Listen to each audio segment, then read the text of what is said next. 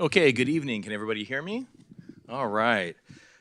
For those of you who haven't met me, my name is David Benoon. I'm the city manager for the city of Newark. It's an absolute pleasure and privilege to serve as city manager. Tonight, the purpose of this meeting is to provide information to you as candidates and to answer any question that you may have regarding city operations. This is a benefit for you. This is not any sort of debate. There's no live questions. The audience here consists mainly of city staff. To the extent that executive team members or myself don't have questions or answers to the questions that you pose, we do have incredibly competent staff who are sitting behind you who are more than welcome to answer any question that you may have. So with that in mind, we'll go ahead and begin.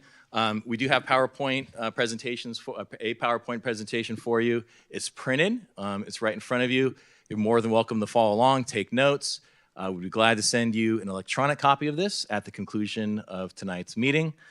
For your records, and happy to follow up with us at any point at any given time. All right. So with that, we're gonna go ahead and jump into it. As I said earlier, my name is David Benoon. I'm the city manager. Next to me is Linka Havorka, the assistant city manager. To the right of me is the city attorney, and the city clerk is next to Ms. Havorka. We sit at the dais at all the council meetings, and then we have city executive team staff members who are here. They each get an opportunity to present an overview of the initiatives that they are working on. That's in the existing budget, and we're going to go down the line afterwards, and they'll be able to you'll be able to ask questions afterwards. So as far as the agenda tonight, I'll go ahead and give an overview of Basic City Government 101. Section 2 is a very high-level financial overview. I'll be providing that. Section 3 is Capital Improvement Plan. The Assistant City Manager will speak to that. And then Section 4, we'll go down the line. All the city's executives will just give a 2, 3, 4-minute overview of the initiatives that they're working on. And then at the end, we'll just talk briefly about everybody's favorite subject, campaign signage and communication going forward. And then after that, we'll go ahead and open it up for questions from the candidates. So with that in mind, we'll go ahead and jump it into Section 1, City Overview. The city has, the first recommendation I'd make is for you to take a look at the city's existing budget book. This is about half of it right here. This does not include the biennial budget. This is posted on the city's website. In this document contains some important critical documents and pieces. One is the mission statement. I'm not going to read it to you. It's right there on the screen. And then also vision. We have a 10 vision statement that is in there. Encourage you to take a look at that. And then also pride. Pride statement is our values. Our organization, the values we want to see in ourselves, what we as an organization subscribe to. PRIDE is an acronym that stands for personal service, resourcefulness, innovation, diversity, and engagement. And there's a whole statement that speaks to that. A lot of work went into the development of the mission, vision, and value statement for this existing biennial budget. So next slide, please. Very briefly, a city overview form of government. Newark, like many organizations throughout the state, is what we call a general law city. There are a few charter cities in the state. Those are the big ones. But cities our size, vast majority of them are general law cities. This is a city council, city manager form of government. In other words, there's a delineation of powers between legislative powers and executive administrative powers. So the council is charged with policy and formulating policy and providing direction to city staff, and then city staff executes those policies. The city council controls the scope and work and the supervision of 2 employees and 2 employees only. And that would be the city attorney who's sitting next to my right, as well as the city manager. Just a bit of brief background on the organization, 184 budgeted FTEs. We do rely a lot on temporary staff. So that's a lot of the folks over at the recreation center, lifeguards, things like that. We also have a planning commission as well as several advisory committees. So planning commission consists of 5 members who are appointed by the mayor with the consent of the council, and they provide land use recommendations to the council, and the council is generally the final arbiter of those decisions. There's various advisory committees, including the senior advisory committee, tax oversight committee, what else do we have? Community Development Advisory Committee, which Mr. Turner works with, and those provide policy recommendations and advice to the council. Next slide, please. Just to give you an update, we're in the middle of a bunch of strategic planning initiatives right now. One thing that we're working on right now is the biennial community survey. So every 2 years, the city commissions an independent third party to conduct a survey and reach out to our residents and provide us with their level of satisfaction with the services that we provide. Any issues that are raised in that community survey are then provided to staff, and we go ahead and address those and work with our community on. The last survey was done in fall of 23. So in 25, we'll re-engage the community. Right now, we're working on the responses to that community survey. In a nutshell, the level of satisfaction from the residents is relatively high, where it's a source of pride for us that the public safety side continues to receive very high ratings. The police department specifically, the satisfaction level exceeds by a significant amount both state and national benchmarks. So again, that's a source of pride for us. The housing element, Community Development Director Turner will talk to that a little bit more later in the presentation. This is an important planning document. Obviously, we're aware that affordable housing is certainly a hot button topic for the community. So Mr. Turner will speak to that in a little bit more detail. But that is also a source of pride. A lot of work went into the development of the housing element. This is a planning document that will help guide development throughout the city for the next 8 years. Extensive amount of community engagement and planning went into the development of that housing element. And Mr. Turner is going to talk a little bit about those initiatives when we get later to the presentation. So please go ahead and take a seat. Your name card's right up there. We also have a bunch of master plans that will facilitate and guide the decision-making of the city in the future. The ones in the first bullet point are the updates. The second one are new plans. Updates, we have the Comprehensive Emergency Management Plan. Staff's working on that one right now. Local Hazard Mitigation Plan, that one is nearing completion and should be approved by the City Council hopefully this month. It was already approved by the Disaster Council. We have the Parks Master Plan that was adopted about 7 years ago. It was the first time we ever had a Parks Master Plan. It's good practice to update those every 5 to 8 years. It's in need of an update to address whatever the changes in the community are and how we can respond to those. Climate Action Plan, that one is we just finished, or we're starting the community engagement process. We have a community meeting in a couple weeks. That plus the sea level rise resiliency plan. We're beginning the community outreach on those. Public art, that one is finalized. We'll begin implementation of that in next year. And then active transportation plan, that one is community engagement has completed, and we're in the process of reviewing that and hope to have a draft to the council early in 2025. Parks Master Plan, the Assistant City Manager will talk about that in a little bit and talk about how that will feed into the development of the Capital Improvement Plan in 2025.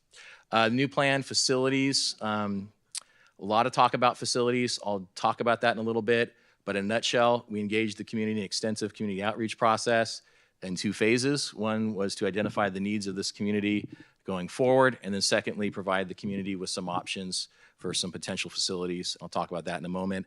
Those initial findings were presented to the council in January, and then draft plan will be presented to the council as soon as potentially this month. Broadband Master Plan that was presented to the council in draft form in the spring, final adoption in the summertime. Broadband Master Plan, Mr. Miranda will talk to that later in the presentation. Sea level rise resiliency, that's a new plan. That one we're engaging with the community. Again, that's starting in a few weeks. And then homelessness, that will be in 2025. And urban forest master plan, that will be in fiscal year 25-26, something like that. So needless to say, we're knee deep in a lot of strategic planning. These are important critical documents that will help guide the decision-making of the city going into the future. Next slide. Assistant City Manager Havorka is going to talk a little bit about the city's demographics. Yep. Okay, this slide shows just an overview of some of the basic demographics we've taken from the 2020 census. And I did note on population, the number of 47,529. Recently, that was described in the media as sort of a dip in population, a decrease, which was something we looked into and were able to confirm that there was actually an error in calculation for population. And we believe that the number is estimated closer to 49,000, and that will be corrected the next time the census numbers are updated. And it's just important for us to note that because as we reach 50,000 in population, it does qualify us for additional grants and funding opportunities.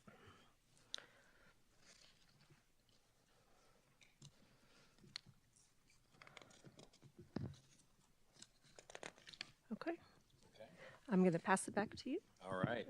I'm going to talk briefly about, just kind of give a bird's eye view of the financial information about the city. As I said earlier, there's a ton of information posted on the city's website and our budget book, but I'm just going to talk very, very briefly. Next slide, please. Just to give you a general overview of our general fund revenues for this fiscal year 2025. The city does do a biennial budget, so we're currently in the first few months of the new budget.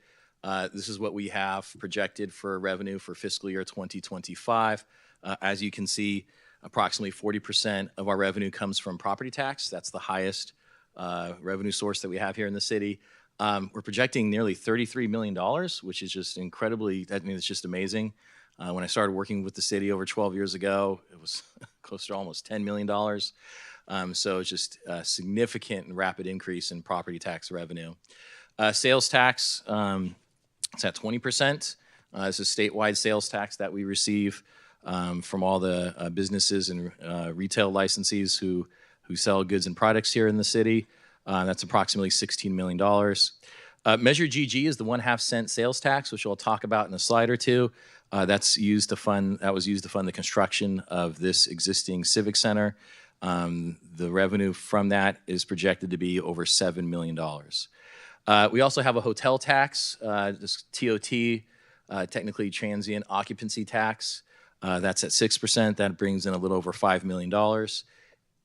And then we have the utility users tax at 5%, which brings in a little over $3 million. That is a tax on cable, electric, gas, wired telecom, wireless telecom services at the rate of 3.25%. That was something that was enacted by the voters in 2010 and reauthorized in 2014 and reauthorized in 2020. And then you have 13% from license permits and fees, and then the other 9% is miscellaneous revenue, which is interest income and other things like that, one-time monies. Next slide, please. Just to give a general sense of our expenditures, $82 million in expenditures. 50% of our funds are spent on personnel, 28% on non-personnel, so that would be contract services, travel, training, supplies, things like that. 17% of our budget is spent on ACFD. That's the Alameda County Fire Department. So the city owns and maintains the 3 existing fire stations, but all the services are provided by Alameda County Fire Department. So back in 2010, I believe the city entered into a contract with ACFD for services. So those are ACFD employees. The level of service we receive from that entity has been nothing short of stellar, nothing but very positive comments about the level of service that ACFD provides.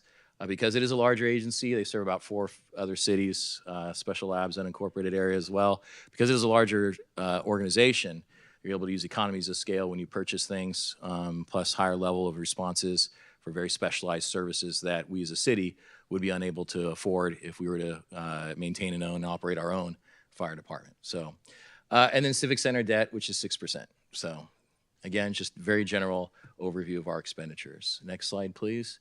I just want to talk a little bit about property taxes so everybody understands where property taxes go. For every dollar of property tax that is paid in our county, 35%, 35 cents is given to Alameda County. That's just for general government services that the county provides. 22% or 22 cents goes to the city of Newark. Roughly that same amount is also given to the local school district. County library receives a very small percentage, as you can see there in yellow. And then the orange represents just a host of other agencies within the county. There's the community college, East Bay Regional Parks, AC Transit, and there's a list of probably 10 others, mosquito abatement board, things like that. Next slide, please. I want to talk briefly about two tax measures that we currently have in effect. The first one is Measure GG. This is a 1/2 cent sales tax that was enacted by Newark voters back in 2016. It's a general fund sales tax. So in other words, that means that the funds could be spent for any legitimate government purpose. It was approved by the voters about 61% threshold, I believe. We started collecting it in 2017, and then the tax expires in 2042. The council's intent at that time was to use it to fund the civic center. So a few years after it passed, the city council issued debt obligations to pay for the construction of this facility, and then using the revenue from that 1/2 cent sales tax to pay for those scheduled debt payments. Sales tax is inherently volatile, but we're safe to assume that those sales tax revenue will continue to increase as time goes on. The scheduled debt service payments, unlike a mortgage, they're not fixed, but they are scheduled, and so we know with certainty what those payments look like through 2042, and those payments will go down. The current payment is around $4.2 million, something like that, leaving a delta of a few $1 million. The difference between the revenue and those debt payments will naturally expand over time. Currently, the city has not spent any of those funds. So we've accumulated about $15 to $20 million of Measure GG that is in excess of our scheduled debt payment obligations. Those funds can be used for any legitimate government purpose. The theory is that that could be used potentially for any additional revenue from Measure LL, which I'll talk about in a moment. So that, in a nutshell, is Measure GG. Measure PP, this is the UUT that was reauthorized by Newark voters back in 2020. That's the 3.25 cent tax on utilities throughout the city. Again, general fund revenue expires in 2029. So I just want to make sure that you're aware of that those are two current tax measures that were enacted by Newark voters. Next slide, please. Measure LL. So this would be an update to the city's hotel tax. This is something that was placed on the ballot by the city council earlier this summer. This would, if approved by Newark voters, would increase the hotel tax, the TOT, from the rate of 10% to 14%. So if you look at surrounding cities and what the hotel market demands, we are considered low in that analysis. So we had a hotel consultant come in and provide that report to the council earlier this year, back in February, and the recommendation was to increase it from 10 to 14. We did do polling on this. The polling does support an increase of the tax rate. In other words, the voters appear to be in support of Measure LL. Obviously, the true test of this will be November 5th when the returns come in. But we did commission an independent third party to perform a poll on our voters, and the voters do support it. And I'll get to that slide in a moment. The existing hotel tax brings in $5 million. This Measure LL, if approved by voters, would provide additional revenue of $2.1 million. Again, this would be another general fund sales tax. So in other words, the funds could be used for any legitimate government purpose, but potentially one use of those funds would be to address needs identified in the facilities master plan. So currently, with the excess monies of Measure GG, combined with potential monies from Measure LL, there would be sufficient funds to address some significant needs in the facilities master plan. Those needs are rather expensive. You're talking about replacement of 2 fire stations. They're very antiquated and old, and they're in need of replacement, as well as a cultural arts center. As part of that facilities study that I discussed earlier, we had two phases of community engagement. The first one being, what are the needs of the community going forward? The second piece of it was, here are some options for a potentially new cultural arts center. Here's 3 different size models, 2 different locations. The community provided feedback and input on that, and the community would recommend replacing the community center with a modern facility. And there's all kinds of details on the city's website about the amenities that would be included in such a facility. But that's what is potentially could be funded with those funds. Again, it would ultimately be a council decision, it would be a policy decision, should Measure LL be enacted as to exactly how those funds would be spent. And next slide, please. As I said earlier, there is support among voters, at least appears to be. This is the exact ballot question there on the right-hand side. I'm not going to read it to you. On the left side is the results of the polling. The top line is the final test. The line below is the initial test. So when the polling company goes out and does their independent survey, they read the question to the voter twice in the beginning without hearing any information, arguments one way or the other. And that's the bottom test. And that came out to pretty much the same. 64% of the voters support it. And then the final test is after hearing for 18 minutes or so the arguments both for and against, how would they vote? And that's listed right there in the final test. Again, 64% both times. Next slide, please. Capital improvement plans. So I've talked a fair amount. I'm going to pass it over to the assistant city manager. She's going to talk a little bit about the capital improvement plan. Okay. The capital improvement plan, we also refer to it often as our CIP, is a funding and prioritization plan for our capital projects. Okay. So our capital projects generally include street, building, and park construction and rehabilitation projects. Also acquisition of new equipment, typically over $10,000, and feasibility studies to identify and quantify future projects.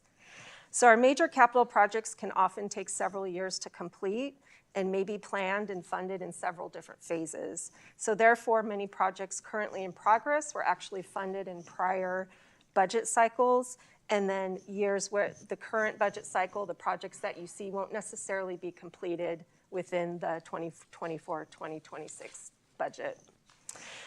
This was a bit of an unusual year too. We were unable to establish a quorum of the city council to present the plan in its entirety. So in addition to the 24-26 plan that was already approved by city council, we plan to provide an update to that plan that will be presented to council in 2025. So what we have here is the funding that was approved by City Council. This was on June 20th. So you can find that presentation on our website at the June 20th City Council meeting. And that plan is in there, as well as the whole capital improvement plan document that's part of our biennial budget. So during that presentation, in addition to this information that was approved, you'll see funding availability in each of these funding sources, also descriptions of what these funding sources are, grants details, and also the project descriptions. So the slide you see here includes the total amounts by funding source that was approved by City Council in June for new projects. Again, it does not include previously funded projects that staff are also currently working on but are not yet complete. So if you note up here, most notable is that park impact fees with a $0 allocated. As David earlier mentioned, we are waiting for the results of the Parks Master Plan update. Once we get those priorities and those identified capital projects that are already been on the list, we will merge those together, and then we will come back to council with the proposed plan for expenditure of our park impact fees, which is currently about $5.8 million. I also wanted to highlight the amount of outside funding we receive. $35 million was how much we had already earmarked in June. It's mostly for transportation projects, but that really is a result of staff going after funding that's available at both the state and federal level. The number you see here includes state earmarks, federal grants, regional measures, and local transportation grants. A lot of that with the help of United States Senator Padilla, Congressman Connett, and Assemblymember Lee supporting funding for us. So there are quite a number of projects on our capital improvement plan list, but I just wanted to highlight a few of those today. First off, our Central Avenue Railroad Overpass project. This is on Central Avenue near Sycamore Street. We are working on an overpass for that railroad intersection there. It's funded through the Alameda County Transportation Commission, Measure B and Measure BB. The design of the overpass is almost complete. You might see a lot of work going on right now there, and in several months into the future, that's utility relocation from all the utilities that are existing there. Construction is tentatively scheduled to begin late 2025 with anticipated completion in 2027. The quiet zone, railroad quiet zones, this is additional safety measures around several of the railroad crossings, and this will allow trains to pass without sounding the horn. So this has been issues that residents have brought to us as concern, is the noise. So there is a train waiver rule that we do qualify for. A study has been completed.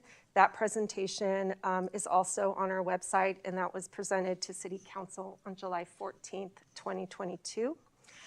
That design is currently underway. There's been a lot of work to get funding for that project, which is estimated at about $8 million. It's already partially funded with $2 million from the state and another $2 million from our regional Measure 3 funds. Then we have the Old Town Streetscape project. That's designed to slow traffic and invest over $15 million in the Old Town area. It will include parking, benches, lighting updates, bike lanes, and an entryway sign to that area. The hope is that these improvements will catalyze and spur private investment in the area. A big part of that is also pavement rehabilitation on Thornton Avenue. So Thornton Avenue is going to be completely rebuilt from Highway 880 all the way out through Spruce Street to the other end of town. That includes also $3 million of funding that was secured by Congressman Khanna and United States Senator Padilla. And so you see work going on out there right now. That's Alameda County Water District. We intentionally had worked with them so that they could do their work, tear up the street and do the work they needed to do before we went ahead and did the repavement of that area. And then I also highlighted our annual street paving and sidewalk replacement programs because it was identified as a top concern of residents in our community survey. And so hearing that and getting some of the concerns that we've gotten directly here at the city, we did about double that funding for the next 2 years. So there's currently $4 million per year that will be dedicated to increasing the condition of the roadway. And we do get rated with a pavement condition index. It's a rating that each of the cities are given on how well their roads conditions are. We currently are in the category of good, along with Fremont and Union City, and we want to maintain that. So this $4 million investment each year will allow us to maintain that. And in addition, with the repaving we're doing with Thornton Avenue, we hope to actually increase that. Okay. So now we're going to move into the department overviews and goals. So we have a representative here from each department who will provide information just about their department makeup, the services, and the priorities for the next cycle. And if you want more information on a breakdown of those funding sources or more information on goals and objectives, that's also located in our biennial budget document on the website. I'm going to start really quickly with just our organizational chart. Of course, we have residents at the very top. They're our primary stakeholders and beneficiaries of all the services and policies. And then City Council, as David mentioned, is our legislative function responsible for making policy. They also will appoint people to our commission and committees. And then from there, we have the two appointees from the City Council, City Attorney and City Manager. And then City Manager, of course, is responsible for overall implementation of policy and management of city department and daily operations. Currently, I oversee a few of the divisions, and that will report directly to me. That's Human Resources, Information Technology, Rec and Community Services, and divisions of the City Manager's Office, with the other departments, Police, Finance, Community Development, Public Works, all reporting directly to David.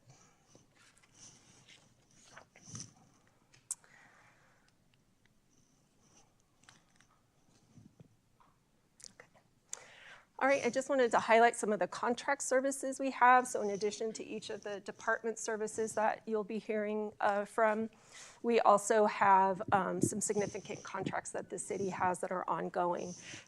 David mentioned the Alameda County Fire Department contract. So that's for both emergency response and fire prevention services. Our city attorney contract, that is for a dedicated senior attorney for legal advice and representation when needed, but also includes other legal services as well. And then some of the significant ongoing contracts we have, emergency services. We share a emergency services coordinator with the City of Union City. So that's just one of a few partnerships we have with Union City. And then we do fund the Sunday hours for the Newark Library. We also have classes in recreation that we contract out for instructors for those classes. And then we often have a lot of specialized or technical staff that augment our staff when either the workload requires it, or we have sometimes special projects that are beyond staff capacity. They're often in building and planning, but we also have temporary staffing as needed throughout the city. Okay, we're at the next portion of the meeting where we're going to go line by line, department by department.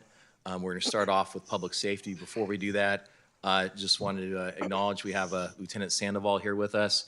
The police chief and police captain are both unavailable. They're at a conference. So Lieutenant Sandoval is here on their behalf. He's going to walk through the couple of slides about the police department. Before I pass it over to Lieutenant Sandoval, I'd just like to highlight, acknowledge all the members of the city's executive team. They've all been hired through very competitive recruitment processes. These are very talented individuals who have a lot of experience. The decisions and recommendations that they provide to the council are not done in some sort of isolated vacuum. They're done based off of collaboration with the community, with the council, and based off of many years of experience. And so I'm very proud of the team that we have here working with us. In the past, I would read their resumes and give a little bit of a brief introduction, but in the interest of time and given the number of department heads up there, we'll go ahead and forego that. But they all have very strong backgrounds. So with that in mind, I'm going to pass it over to Lieutenant Sandoval. All right. Is this thing on?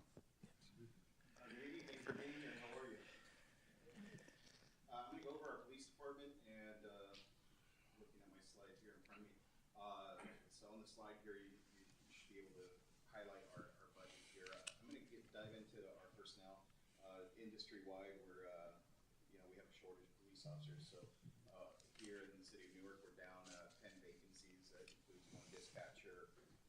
We're looking for a support services manager, 1 captain. We're going to be recruiting a captain and 7 police officers. We do have a dedicated recruitment officer that does a lot of recruitment for us as we try and bring our numbers up here in the city. But just like a lot of the cities in the Bay Area and in the country, we're working hard to recruit the best that we can get. So we also have a bunch of part-time employees that help us get through our day. We have police service aides that help us do a lot of the little things that help us operate throughout the day and help us with our inventories. The major thing here is we have a full-service police department. What that means to us is we're able to provide a lot of the services that large cities provide. We're very, very grateful that we're able to do that. We have SWAT team, we have K9. So we start here with our service units here, our patrol operations, which includes SWAT team, K9, and traffic, our SRO, our detective unit, our profession standards and training unit, which makes sure the officers have all the training that they need, make sure that our policies and make sure that our practices are up to standard with the rest of the police departments in the state. Property and evidence also includes our own crime scene investigation units and care of all of our property. Community engagement manager, we have a community engagement division that handles our outreach with the community, our neighborhood watch, all of our success with the community is dependent on us being able to interact with them, and that's where our community engagement manager will help.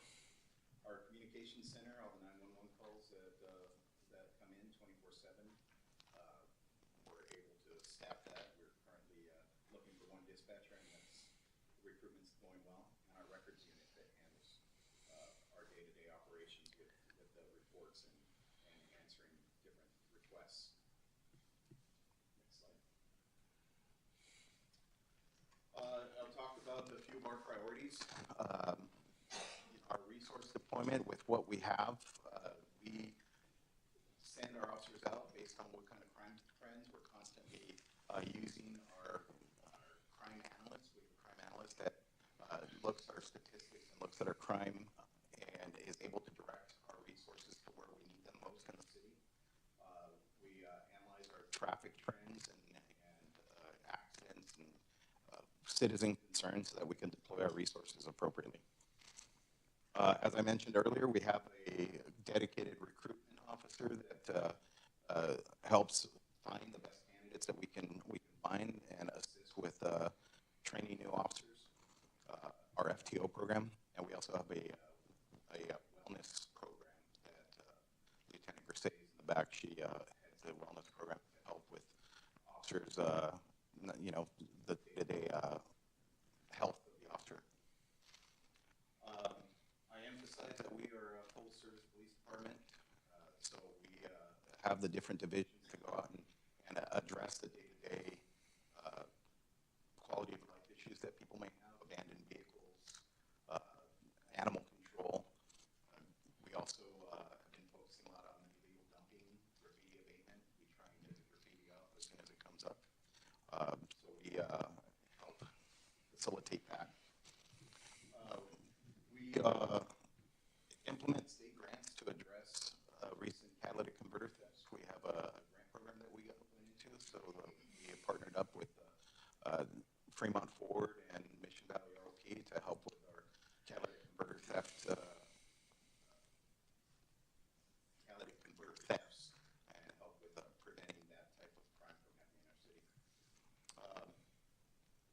We have used our community engagement manager to enhance our community service and engagement through the different partnerships we have with our community events, with our neighborhood watch, and a lot of our volunteers.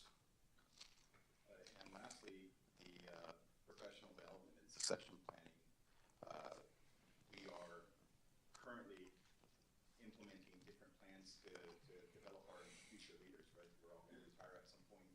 I have a few years left, but I have to be replaced. So really getting a lot of our younger officers and our younger supervisors that have been coming and having a mentorship program within our police department to get them developed and take over the future of our police department. That's what I have. I'll go on the record and say he could never be replaced. Hello, everyone. I'm Nishimoto. I'm one of the deputies in the Alameda County Fire Department. Chief officers assigned to each city to represent the chief because we do contractor services. It's hard for the fire chief to get out to every single event and represent the job that the fire chief usually would if they're in the city themselves. So we have, just as city manager Benoon said, we have been in the city serving for fire services since 2010. The fire department in the city merged and became part of the Alameda County Fire Department.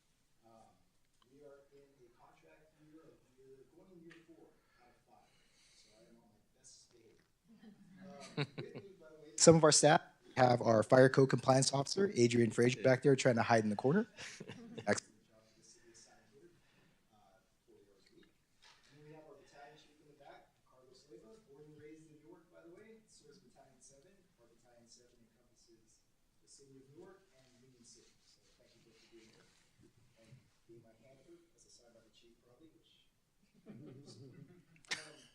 for the fire services, I want you to know too that when we merged with the with the Newark Fire Department, one thing we try to do with every merger into the city is that we want to not only enhance the fire services the city of Newark is Being recorded. But we want to make sure that we are there for the community, just like when you had your own Newark. We could provide even better services if that's even possible. But the one thing we don't want to do is drop the services just because we're contractors as opposed to your very own fire department. Behind me on the screen, you can see our makeup and our services in the city of Newark.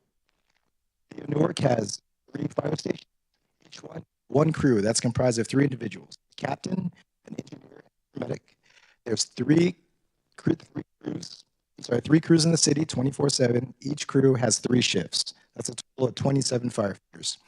Of those 3, at least one is a paramedic. So we are the first ones on scene in most cases, except when the ambulance rarely beats us on scene, and we provide paramedic service as well. So we can help prep the patient in lieu of some ambulance times that could be upwards of 14 minutes. We are held by contract to response times. For all 911 calls in the city, we have to be on scene within 6 minutes, 90% of the time. And what we call first alarm assignments. An alarm is 3 engines, a truck, and a battalion chief. We have to have all of the units on by the time it gets to 20 minutes. No matter if you had your own fire department, city of Newark, or you're combined with us, you need those resources and you need them to come from elsewhere. So in the past, you would have Fremont, Union City, Hayward, all coming in to help. Now you have the Alameda County Fire Department working on all of that. A majority of them come from our stations. We do have 26 stations spread out through the county, 33 companies. Sorry, the mics are not working. I hope you're getting all this, by the way, because I can't repeat it. Let's see. Yeah.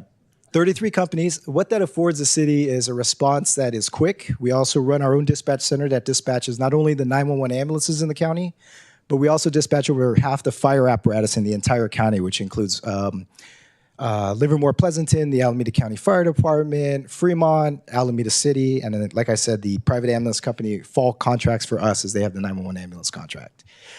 We also, not necessarily in the city of Newark, but part of our response includes a heavy rescue on top of that first alarm assignment, which includes those who are trained in technical rescue, heavy rescue, confined space, trench rescue, all of those specialty skills. We have a Type 1 hazmat team in the state, 24/7, coming out of the Castro Valley and San Leandro area. And then we have our wildland division coming out of the Dublin area that includes a hand crew of 15 individuals and a bulldozer. On top of that, we also have, you don't need it too much here, but you have a water rescue team in Alameda County, which has 3 water rescue stations. You put all that together and we believe we provide, even though we are decentralized as a service, I believe we could provide fast emergency services to the citizens in Newark.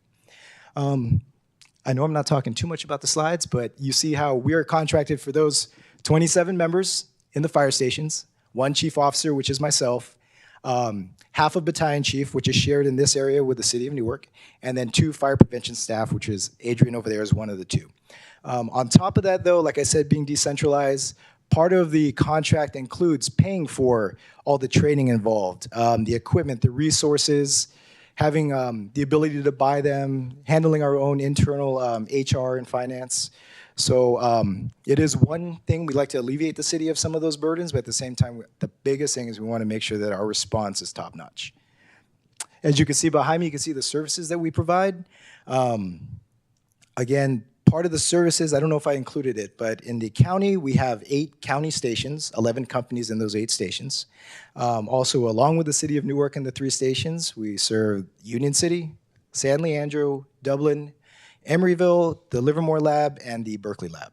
So again, pooling all those resources is a benefit we see as providing the public service for fire. Any questions?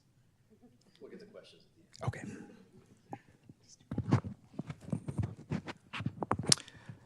Thank you. Good evening, candidates. My name is Howard Young. I'm the Public Works Director, and so I'm going to explain what does Public Works do. So we design, construct, maintain, and operate everything that is publicly owned, such as your streets, parks, and buildings.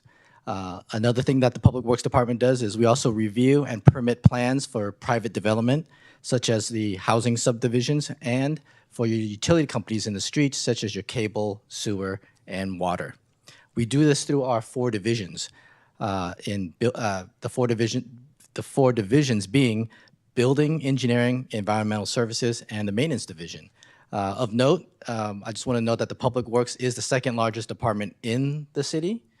We have 45 employees with a budget of $15 million, not including the capital improvement program.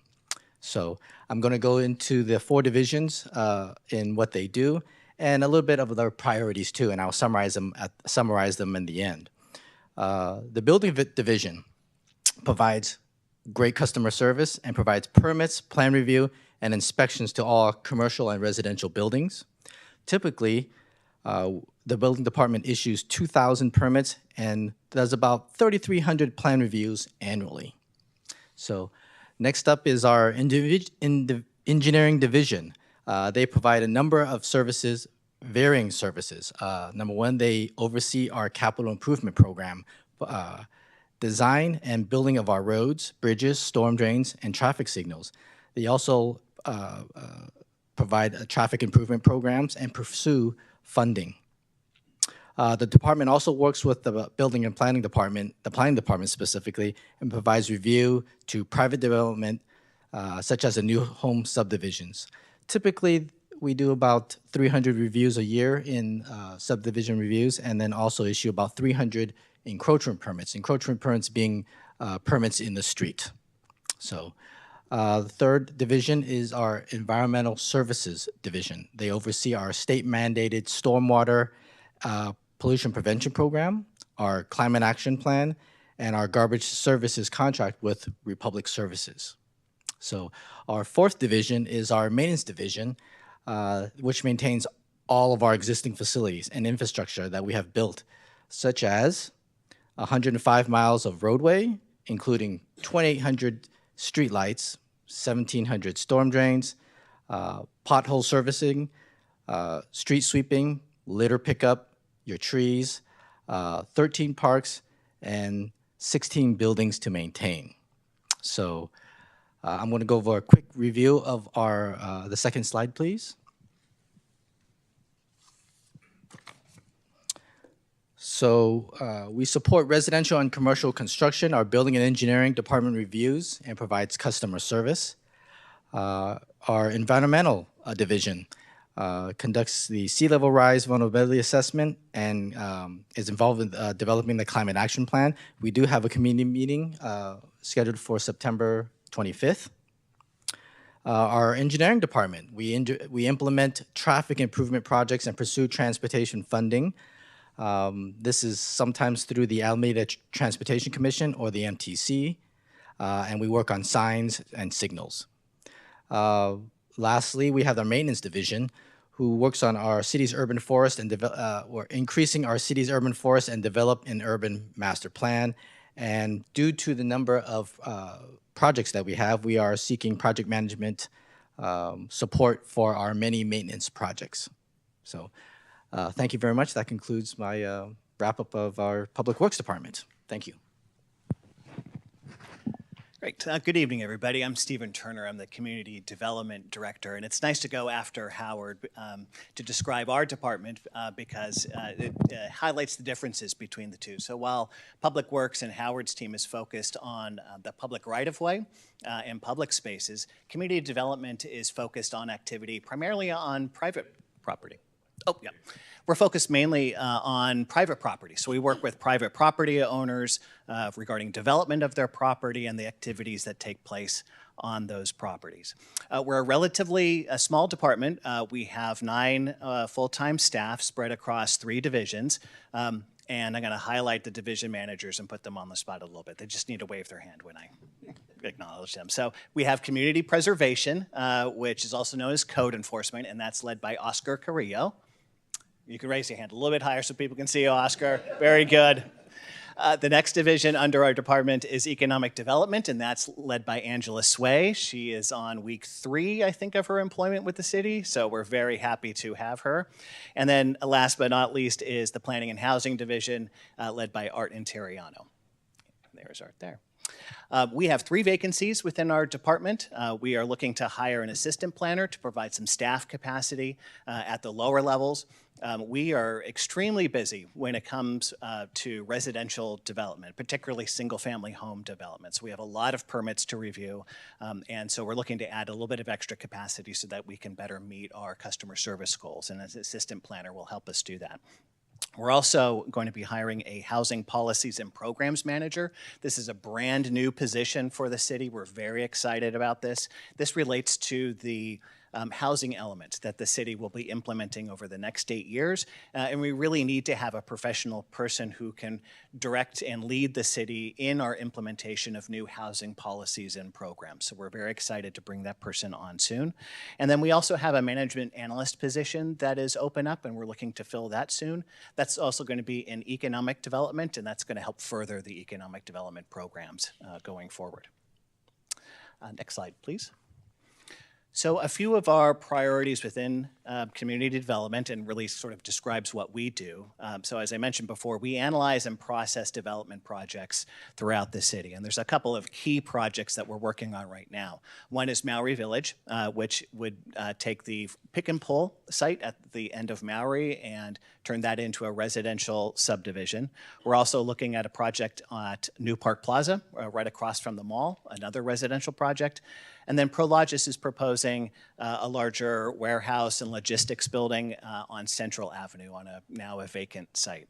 So those are kind of key projects that are keeping us pretty busy. On the community preservation and code enforcement side, we're very excited to implement a new tobacco retail license program. We're one of the few cities in Alameda County without such a program, and we are working with community stakeholders to come up with some new rules and regulations regarding tobacco sales within our community. There's already a host of state and federal laws that control tobacco sales, but we think that we could do more within our community to help address particularly sales to minors and reduce incentives and make sure that businesses that are selling tobacco are following the rules. So we will be proposing to council next month a set of new rules and regulations regarding the sale of tobacco products within our community to really help address the public health crisis that's relating to smoking and tobacco products. Also within community preservation, we're excited to implement a new pilot program to focus on inspections of residential renter units. We know that as part of the housing element update, that having such a program will help maintain our affordable rental housing stock by going and working with property owners to make sure that their rental units are clean, safe, habitable, and can continue to provide that housing into the future. So we're looking forward to this pilot program that will help us answer questions about the process and how to work better with property owners so that we can come back to council and propose a formal program that will continue out into the future. We are also working hard on the economic development side, not only to retain our existing businesses and make sure that Newark continues to be a great place to do business and to employ people within the community. That's focused on improving retail opportunities, making sure our hotels are as high, filling up the number of rooms as much as possible. We also want to attract more high-tech and employment sectors to the community as well. Part of that includes marketing Newark to businesses and real estate brokers, and Ms. Sway is going to be going out into the community and afar to deal and work with brokers to try to bring new retail opportunities and new businesses to Newark. So we're very excited to have Angela on to really promote Newark in the broader community and in the region. Next slide, please. So as City Manager Benoon mentioned, one of the key focus areas for the city is really our housing. And knowing that affordable housing is really in a crisis, not just in Newark, but really throughout California and really in much of the country as well. The state requires that the city update its housing element of its general plan every 8 years. And we just completed that process about a year ago. The council adopted our new housing element and the state certified that housing element is compliant with all state housing laws in late 2023. As part of that approved plan, the city needs to plan for 1,874 new housing units over the next 8 years to 2031. The key word there is plan. We don't have to build that housing. Of course, the city can't really control that. I mean, there's a lot of factors that go into a private property owner's decision to build and construct housing. But the city needs to make sure that we have the right zoning, the right land use, the right policies and programs that won't prohibit or artificially constrain housing development. And that's really the purpose of the housing element, is to have a number of policies and programs to make it easier to develop housing and address the needs within the community. As I mentioned, there are new policies and programs, and in fact, the new housing element has over 40 of them. Contrast that with the housing element that was previously approved for an 8-year cycle that ended in 2023. There was 9 programs, and at that point, that was satisfactory to the state. The state has put on and really told cities that they need to adopt a number of new policies and programs to address affordable housing throughout the community. And that's really where the last bullet comes into, is the focus on affirmatively furthering fair housing. The state wants to make sure that each jurisdiction is looking at the housing needs for the entire community, both from an economic perspective and a demographic perspective, to make sure that we are addressing the needs throughout the community. And so we spend a lot of time in this housing element trying to identify the needs of those communities and make sure that we have the right policies and programs in place so that we can provide the housing into the future. We are kicking off a number of other efforts relating to the housing element. We're putting together new policies for renter protections so that renters in our community can find it easier to continue renting if they so choose within the community. We're also looking at a new inclusionary housing requirement. You might know that our current regulations require developers to pay a fee to offset the affordable housing impact in the community. That has worked out very well for Newark. We've raised millions of dollars that we've been able to invest in affordable housing programs throughout the community. But it's time to shift, and a shift to a way where we require developers not to pay a fee, but to actually build the affordable housing as part of their projects. That's a council priority, has been so for a number of years, and we are going through the process right now to prepare that inclusionary requirement to bring to council likely early next year. We're also updating our accessory dwelling unit regulations to make it easier for the development of ADUs within the community. That's also a state focus.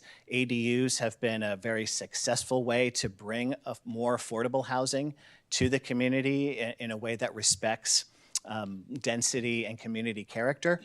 We have received a number of permits. I think we're probably close to 40 ADU permits likely this year. So that's been a very popular program, and the state wants to continue that and is having cities update their ordinances to make sure that ADUs are can continue to be built. And I think that concludes my portion of the presentation. Thank you. Mr. Cuevas, just want to talk a little bit more about housing. I know this is an important issue that is facing the community. In addition to the housing element, there is an affordable housing work plan that is posted on the city's website. That work plan guides policies and programs that we want to have in place to address affordable housing. One of those objectives is to, as Mr. Turner indicated, enact an ordinance so that developers, when they come to town, they want to put in a development, that they build the units instead of paying the fee. That's one of the objectives in that work plan.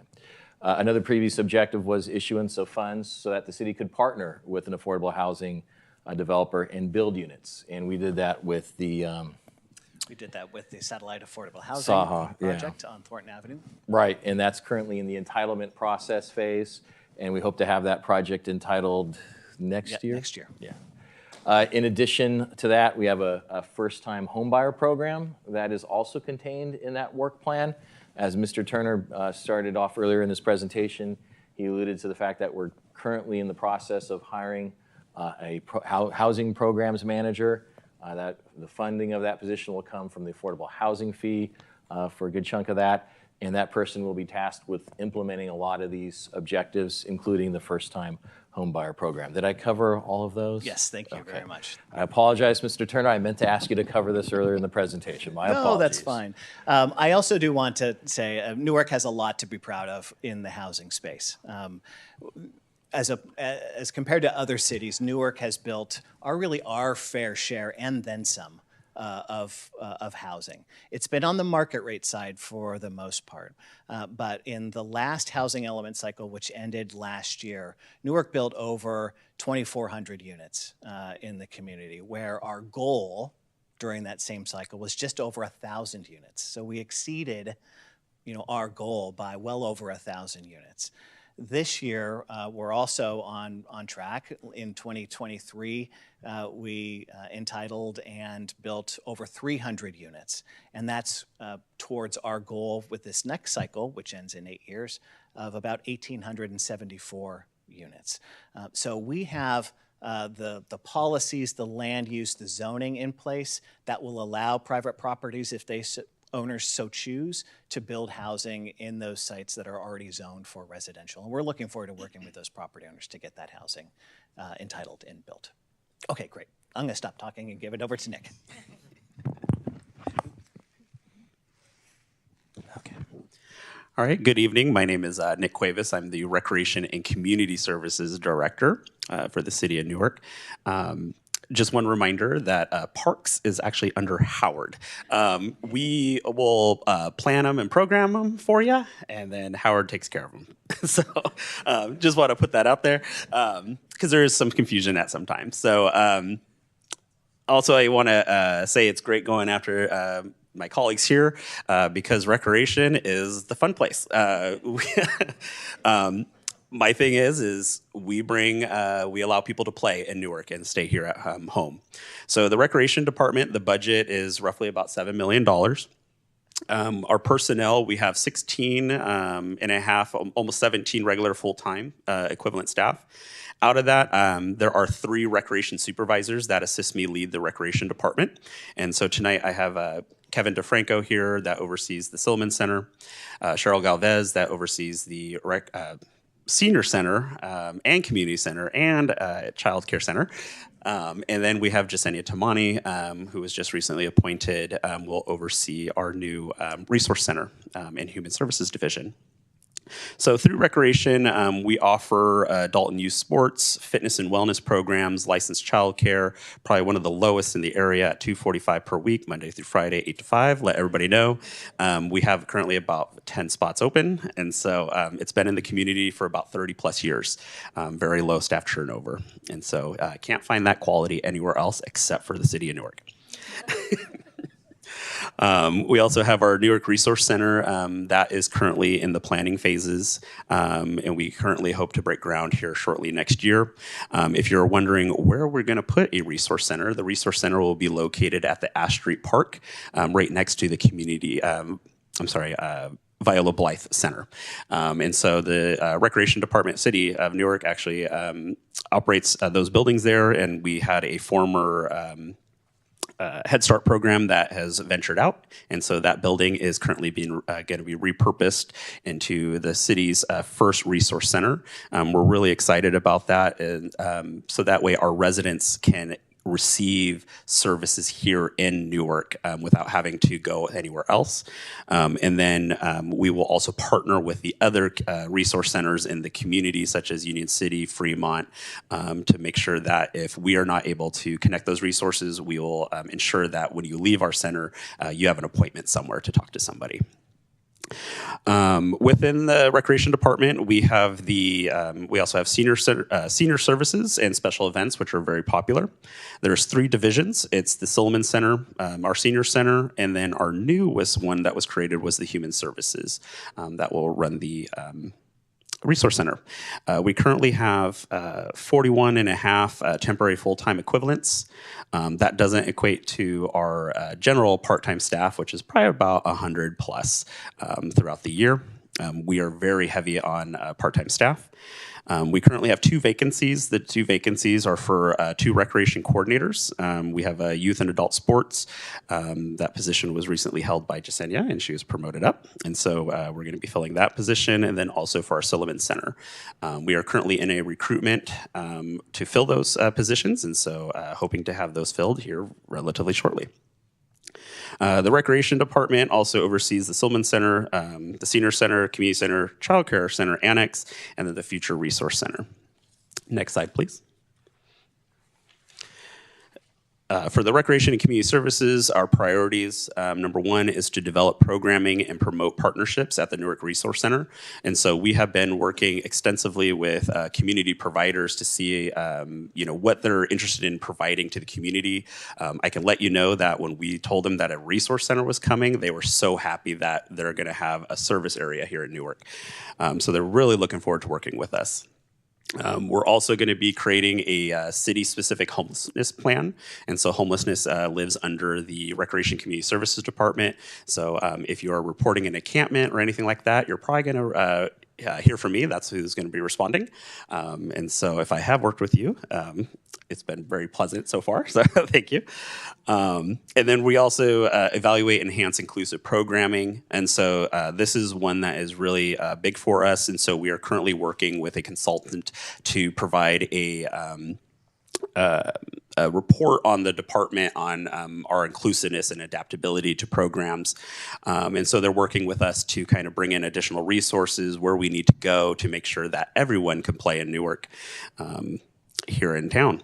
And so we're working with them to get that program going. And then there will be a community survey that's going to be going out to past participants, just kind of talking about the inclusiveness of the Recreation Department and adaptability and kind of what you're looking for.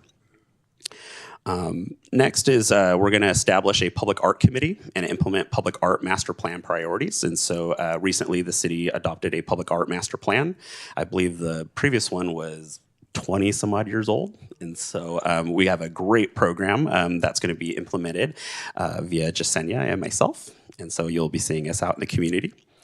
And then also we want to facilitate culturally enriching events and offer diverse recreation programs and community services. And so through those priorities, the Recreation Department sees roughly about 270,000 people a year, if not more. Those numbers are growing. And so that is all I have. Thank you.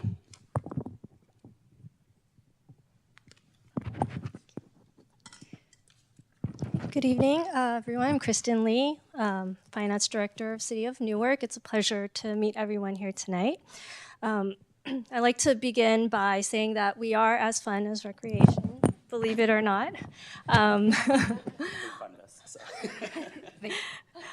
Also, so to provide an overview of the finance department and also to have you understand our role within the city, our operating budget is about $3 million per fiscal year. And part of about 63% of this budget we are allocated to personnel costs, similar to the overall city budget. Majority of our cost in the city is personnel costs, and the remainder is non-personnel costs. As our city manager mentioned, these are typically expenses such as supplies and services. I oversee a dedicated team of 9 staff members, and this includes 8 full-time employees and 1 part-time. We actually have our Deputy Finance Director, Gloria Del Rosario, here, as well as our Senior Accountant, Ms. Michelle Villanueva. So our mission is to uphold the financial integrity and to ensure the fiscal responsibility of Newark. And so the finance department performs a wide range of critical functions that are essential to the operation of all city departments. And together we, our staff member of 9, together we manage a lot of the day-to-day functions. For example, accounts payable, payroll, paying the utility bills. And so some of our core functions are listed on the slide behind me under the units column. Some of our ongoing responsibilities include budget monitoring and development. We continuously monitor the current budget, and in that process throughout the year, we're also preparing to develop the next biennial budget as well as the 5-year forecast. And the budget and the forecast is a dynamic document, and so we're continuously updating that as we get updated economic trends, our actual spending.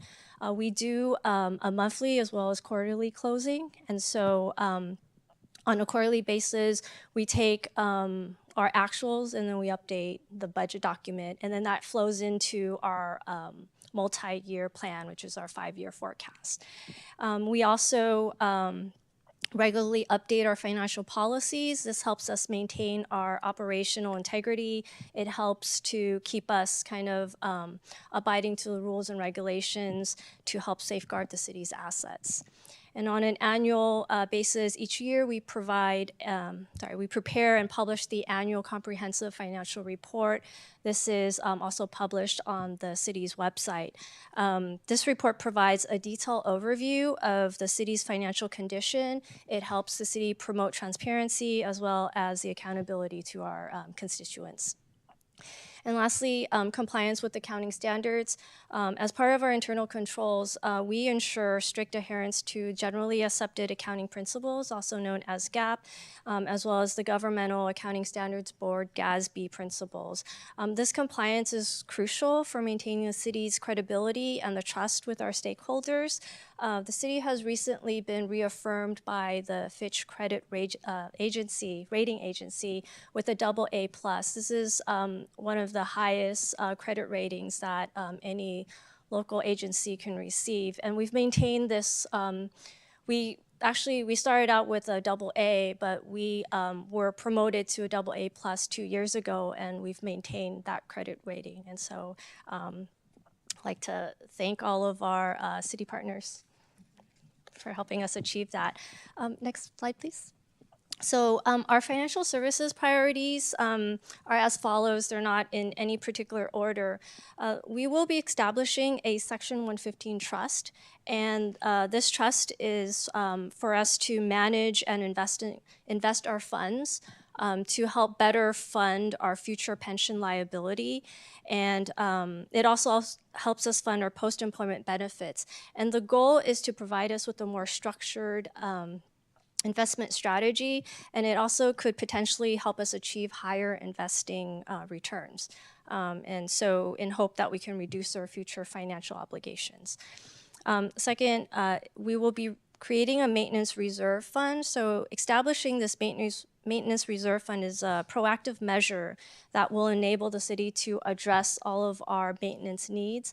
I think in one of our informational presentations and as part of the facilities master plan, you'll see that we actually have approximately $73 million maintenance needs within the next 20 years. And so setting up this fund will help us plan and chip away at this $70 million need for the city. And it'll help us to continuously fund our maintenance needs throughout the years without taking it away from any other critical services. So third, the implementing of our cost study results.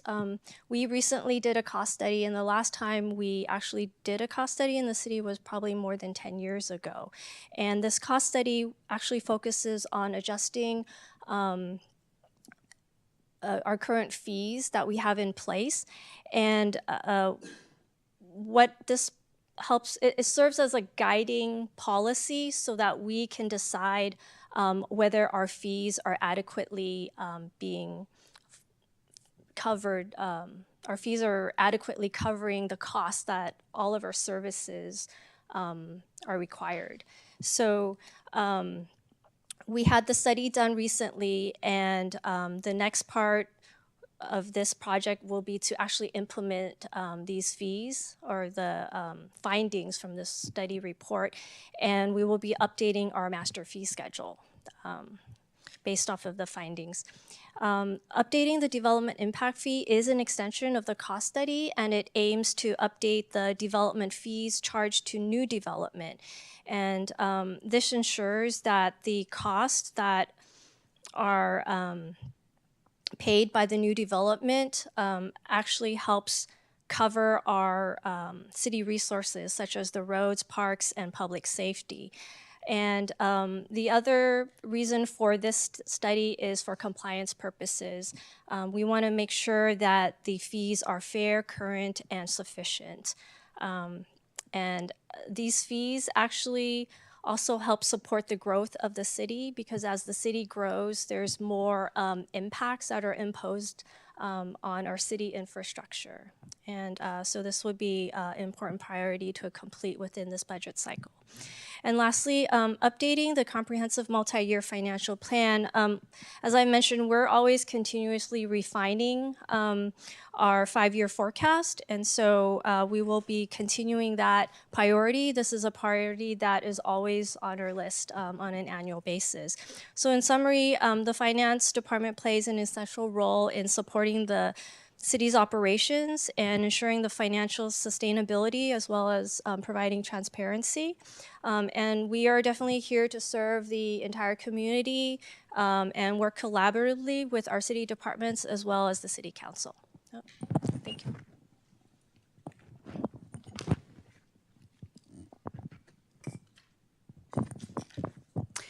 Good evening. I'm Catherine Ingham Waters, the HR Director.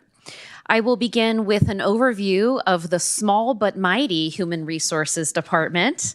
The budget for the HR department is approximately $1.76 million, with a slight increase for the next fiscal year. We have 4 regular employees on our team, including 1 management analyst, 2 HR technicians, and myself as the HR director.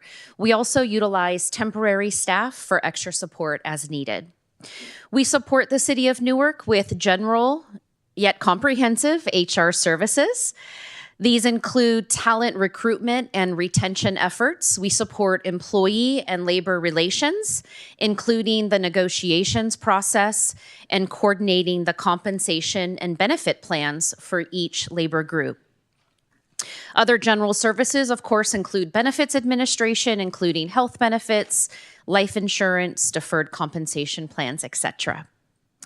Risk management functions include oversight of the city's general liability and workers' compensation claims received, as well as developing safety programs and trainings to mitigate those risks. One of the city's values speaks to employee wellness and development. As such, we implement and maintain initiatives such as the Employee Engagement Survey and subsequent action plan, as well as ongoing employee development opportunities encompassing a wide range of topics. So moving on to our priorities. Some of the priorities of the HR department include not only attracting, but retaining a talented workforce. This includes innovative recruitment practices, a robust onboarding program, and like I mentioned before, a data-informed employee engagement action plan. Another priority of the department is to continue to provide needs-based employee development opportunities, to invest in leadership growth, and to succession plan for the future needs of the organization. Developing and implementing performance management tools is another priority. Our goal is that those tools are framed in the lens of continuous improvement, embracing a growth mindset, and incorporating technology. Employee wellness and safety, as I mentioned on my last slide, is of utmost priority. Some examples of this include supporting employees in a variety of ways with ergonomic assessments and access to our employee assistance program. We also have a variety of employee appreciation and recognition programs. Last but certainly not least is circling back to risk management and the priority of limiting liability and claims. Through the work of our Safety and Risk Committee, trends are identified, followed by implementing measures to mitigate those risks in the future. This is vital for the safety of our community and our employees. Like I mentioned, we're a small but mighty team with many meaningful priorities to support our employees. Thank you.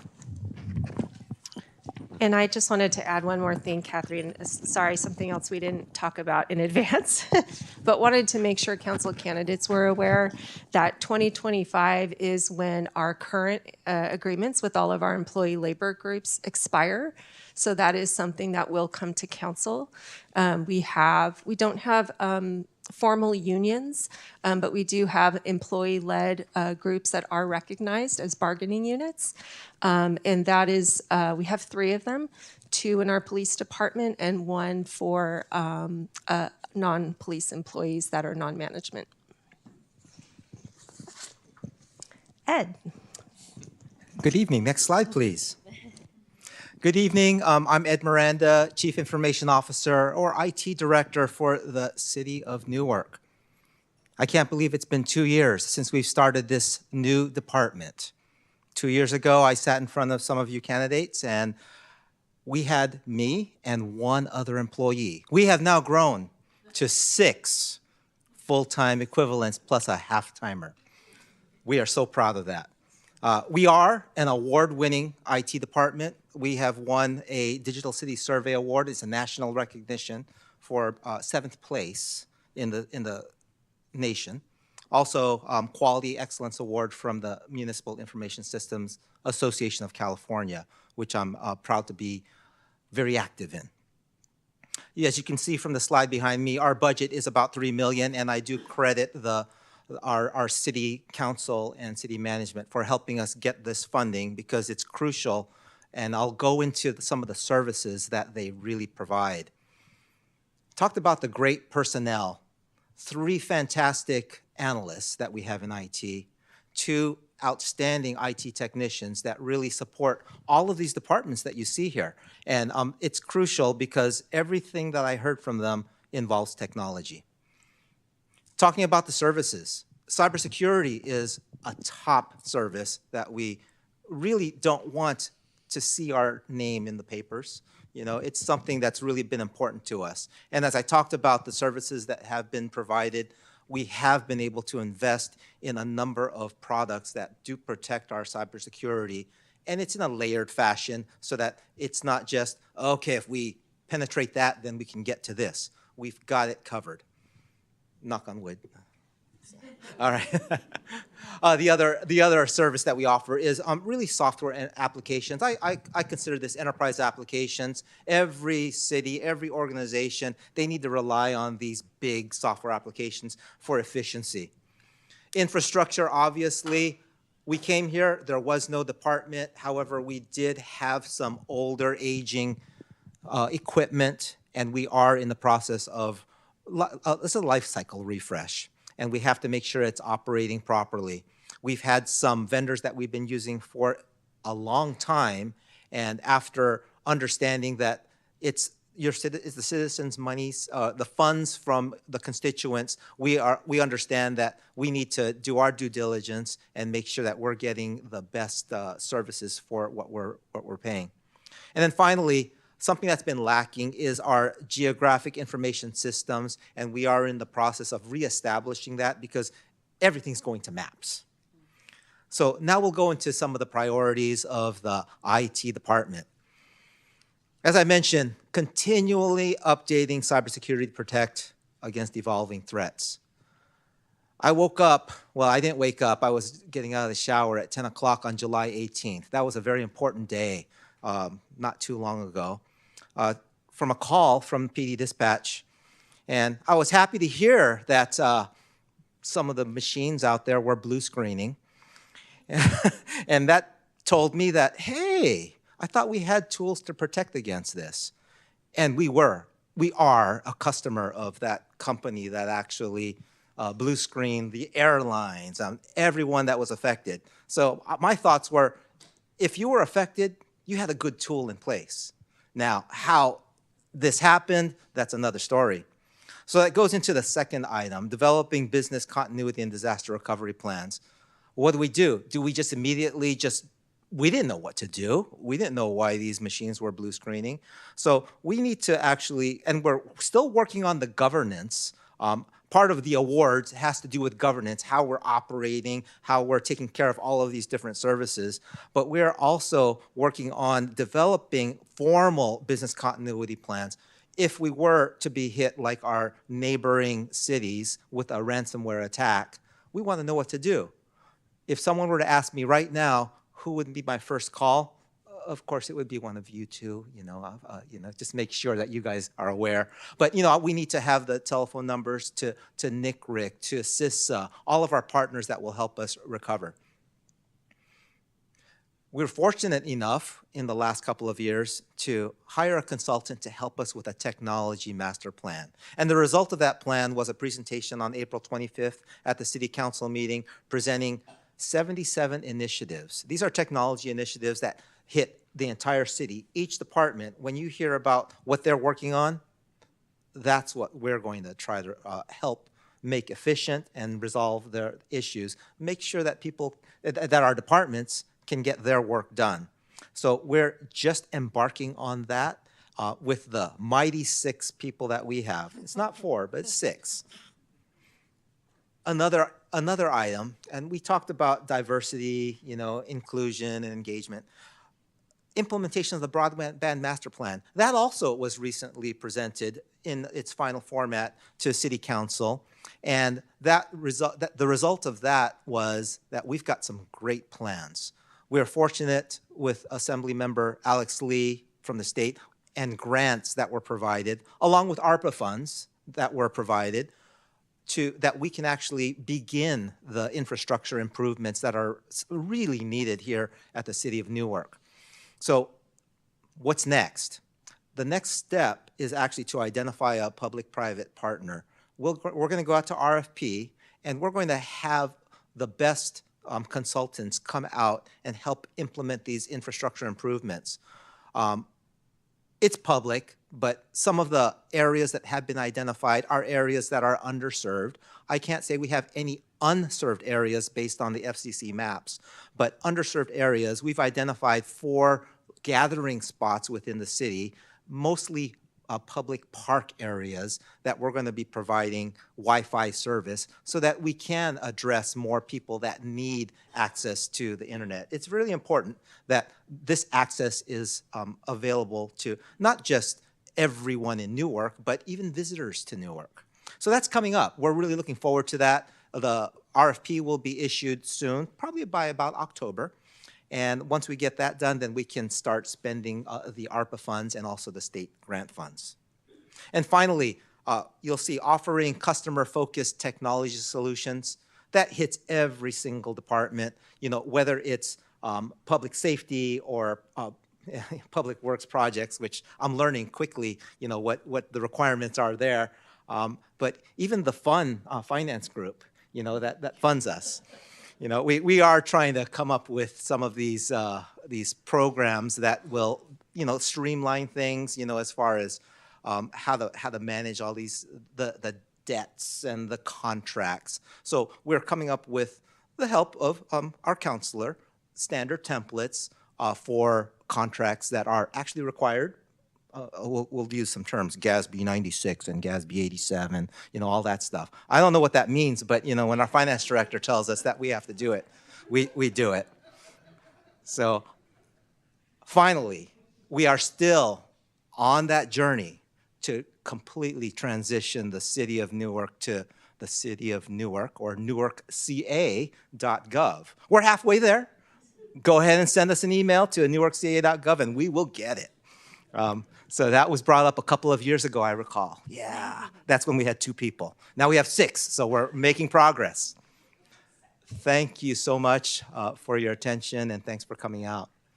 I will hand it back off to our city manager. Thank you very much, Mr. Miranda, for that presentation. That was awesome. I've always joked, and it's been more of a half joke, that when I grow up, I want to be Ed Miranda. Mr. Miranda won't brag, but I certainly will on his behalf. the cyber threat that he had indicated or spoke to earlier that started around 10 p.m., I believe it was a Thursday night. Mr. Miranda, I think, woke up one of our analysts, and just Mr. Fong, who's here, not here? The two of them, I believe, worked on that threat and had it resolved within about 4.5 hours, if memory serves me correctly. You saw the news on the airlines and what havoc that wreaked. Neighboring agencies like the county who we partner with for law enforcement platforms, they were not operational for about 24 hours, maybe even longer. So it's a real credit to the investments that we've made for our cybersecurity. Hello, that's okay. Oh, no problem. Take care. Wish you the best of luck. The presentation will be is available to you online, and then we're also streaming this on YouTube. So. It's a real credit to Mr. Miranda for his hard work and diligence, his talented staff, as well as the investment that the council has made in this area. It's a significant investment that's paid dividends. Cybersecurity is just incredibly expensive, and it's worth every penny. I'm also going to talk briefly about finance. Earlier we showed the slides with the revenue and expenditures. The city is projecting essentially breaking even for this fiscal year, which is relatively good in comparison to nearby agencies. Other agencies have tax measures on the ballot to address projected deficits and shortfalls. The city is financially healthy, and that's a credit to staff's conservative approach when budgeting, as well as the council's longstanding philosophy and approach to maintaining a balanced budget. So we're very appreciative to have an incredibly talented finance staff working with us to ensure that we maintain that balanced budget. So. I know this is a lengthy presentation. We're getting close to the final stretch. We do have one last department to discuss. Our assistant city manager is going to walk us through the initiatives in the city manager's office. And we have 1.08 temporary FTEs. Yeah, so here is our budget and personnel information up on the screen. Services, again, we're really responsible for overall city departments and implementation of council policy. The city clerk's office is within the city manager's office, also Office of Emergency Management Services, and then of course intergovernmental relations, so that's working with our nearby cities, county, and regional bodies as well. So our priorities highlighted over the next couple of years are, of course, to implement council priorities and projects, those that have been identified in the budget, and that may come up as during the budget cycle as well. Of course, all of you have met our fabulous city clerk, Sheila Harrington, who is administering the municipal election on November 5th, among many, many, many other responsibilities. We have identified a priority to improve city communication. This has come from that biennial community survey that came out. Oddly enough, or maybe, I don't know, maybe it's not so odd, our quarterly newsletter that is hand-delivered by postmasters to every mailbox in the city was identified as the most popular form of communication where folks receive information. So we do continue to use that, as well as social media and distribution lists and things like that, but we will be looking into other ways to more effectively communicate with all members of our community. Part of that will also be completing a citywide branding and marketing effort. So this, I think, will be a first for the city, at least in recent times, and that will be a big community engagement effort. So this will not just be something that we do amongst city staff, but we'll be engaging the community to come up with some citywide branding and marketing efforts that will also improve communication and just visibility and recognition of the city's programs. Under the Office of Emergency Services, we've mentioned that we are updating our comprehensive emergency management plan. So that's an update we do every 5 years to that addresses how the city responds to emergencies.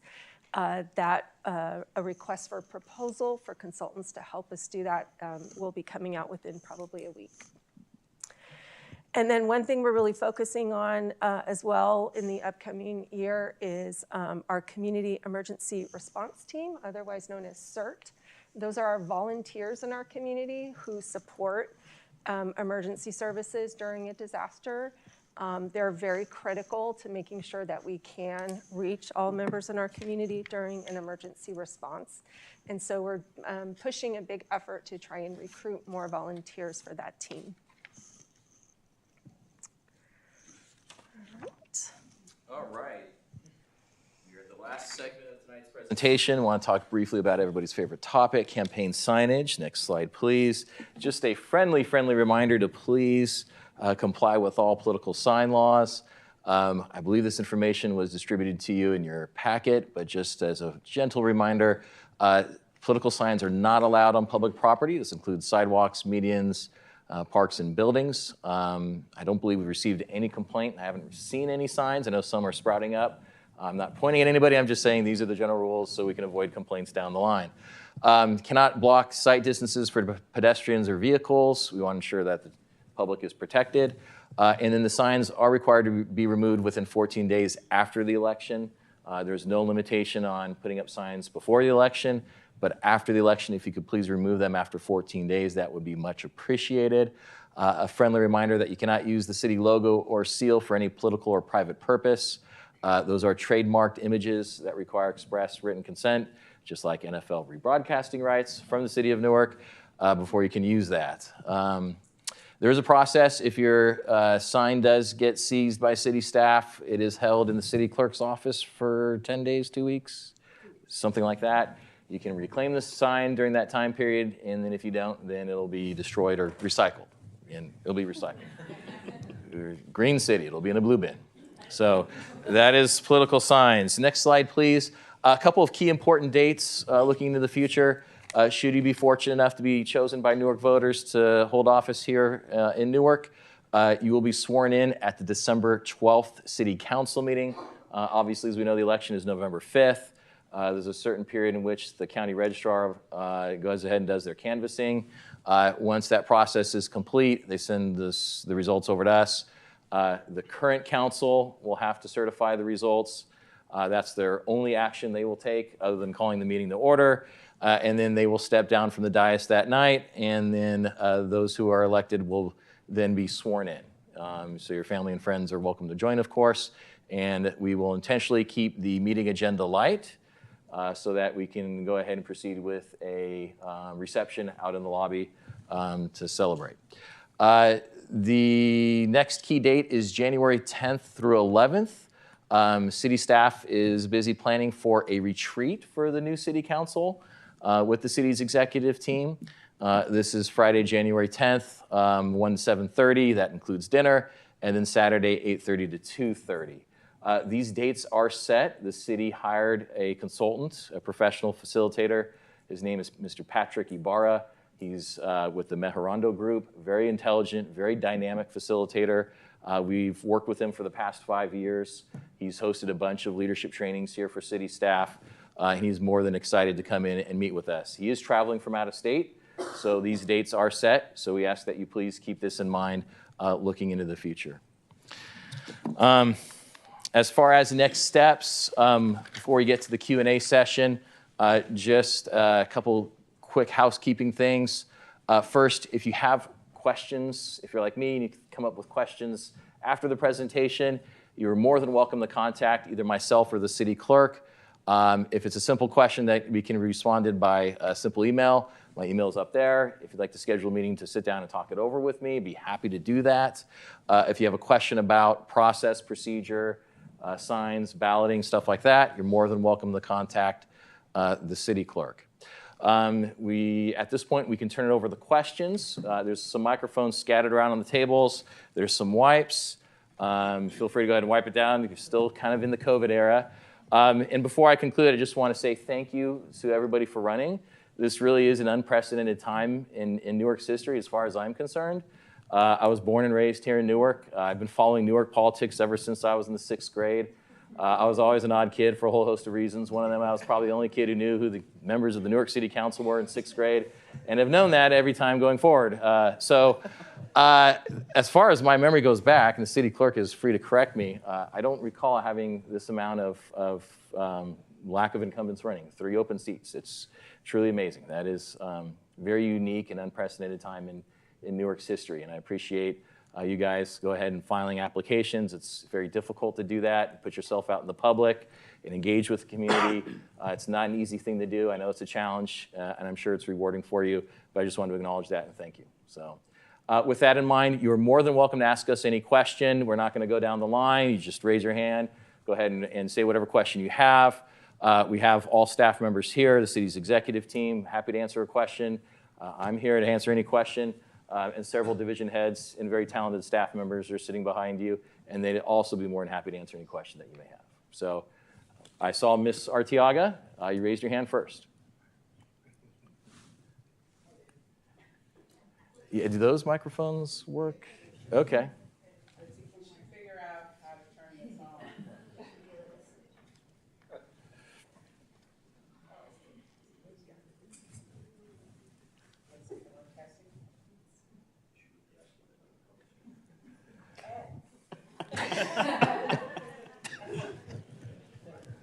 Thank you. First of all, I want to thank all of you. Great presentation. And I really appreciate you taking the time to give us this much information. My question has to do with homelessness. As I've been walking around the streets, getting to know our neighbors, one of the questions that keeps coming back is about homelessness. Now, I am fortunate that I have had some involvement with San Mateo County with their homeless program. So I'm wondering, what are the major challenges you're seeing here in Newark with our 125-room shelter that is run by a boat? So I guess just before we go ahead and respond, is the question about the city's general response to homelessness plus what is the specific concerns we have with Cedar Community Apartments? Is that okay? Why don't we start with our Community Development Director, Mr. Stephen Turner. He can speak to Cedar Community Apartments, and then from there we'll discuss general homelessness in general. So, Great. Mr. Turner? Yes, thank you very much for the question. So Cedar Community Apartments is very important for the city of Newark. The city received over $36 million in grants from the state to work with a BOD to purchase that hotel, to convert it over into a residential community. So we've heard that in the community about it's a shelter, but in fact it's not. It's an apartment community, and the folks that live there, have leases and need to abide by the rules of the leases. So it's permanent housing.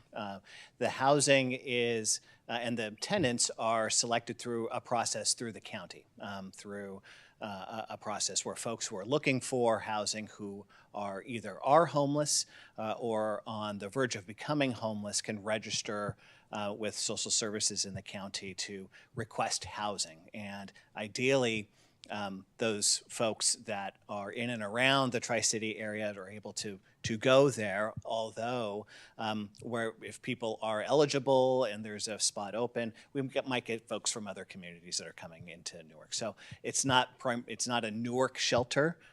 It is providing homes for folks on a permanent basis. It's supportive services, meaning that a BOD is on site to provide services in terms of financial literacy and education and some minor health kind of aspects. There's a food donation program that happens weekly.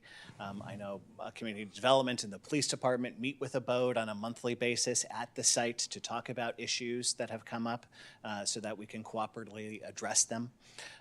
From our kind of point of view, it's been a successful community and is continuing to grow and become better community members, but it's not like a Newark shelter. And so there's other homeless approaches that perhaps Nick can speak to a little bit about into the future that we're looking at. Okay. And then for my part with homelessness is within the city, there is an internal homelessness committee. And so that's made up of a member from every department where we meet monthly to kind of review the current encampments that are in town, complaints, and just kind of what we're seeing out on the ground. the biggest part is we have the homelessness committee where we're working internally to address some of these concerns. Second, we work very closely with the Newark Police Department. Anytime that a complaint comes in through an email or a phone call or somebody just stopping by and saying, hey, have you noticed this person here? The question is yes, we do. It is what I have seen, it's typically the same people. And so we work with them, with our police department, to initially make contact. Our police department will go out to the individual to ensure that the public right-of-way is clear, ensure that it's open, such as the sidewalk, and let them know if they are encroaching on anything. They kind of make that aware to them. They also do a assessment and kind of offer some additional services that are available in the community. The hard part is with homelessness right now is we are one of the largest, not just Newark, but in the state of California, that has a very heavy homeless population with very limited resources. So it is very difficult when you are working with some of these individuals and you hear their stories about, I've tried, I've been on these lists for multiple years. And, for me, it's, what's next? How can we make sure that they get off the street? So ensuring that we're connecting them with Alameda County 211, that is a great resource. It is an entry point into the county system. It's multilingual, it's 24/7, there's texting options now. And so one of the biggest things that we're doing with those homeless individuals here in town is ensuring that they have that resource and that information. And then on the backside for us, we are currently working with different service providers such as Abode, Alameda County Street Team for Homelessness, Alameda County Homelessness in general, to see how we can approach our homelessness here in town and work on service providers. So that way, when we do get a call, we are able to make a contact to our providers and say, hey, we have somebody that's in need. When can you come out? Can we meet you there? And so that's kind of what we're working on right now. Homelessness is, as I mentioned, it's a very hard issue. We have to be compassionate as well. I do know that residents, when they call in, they want that person removed that moment.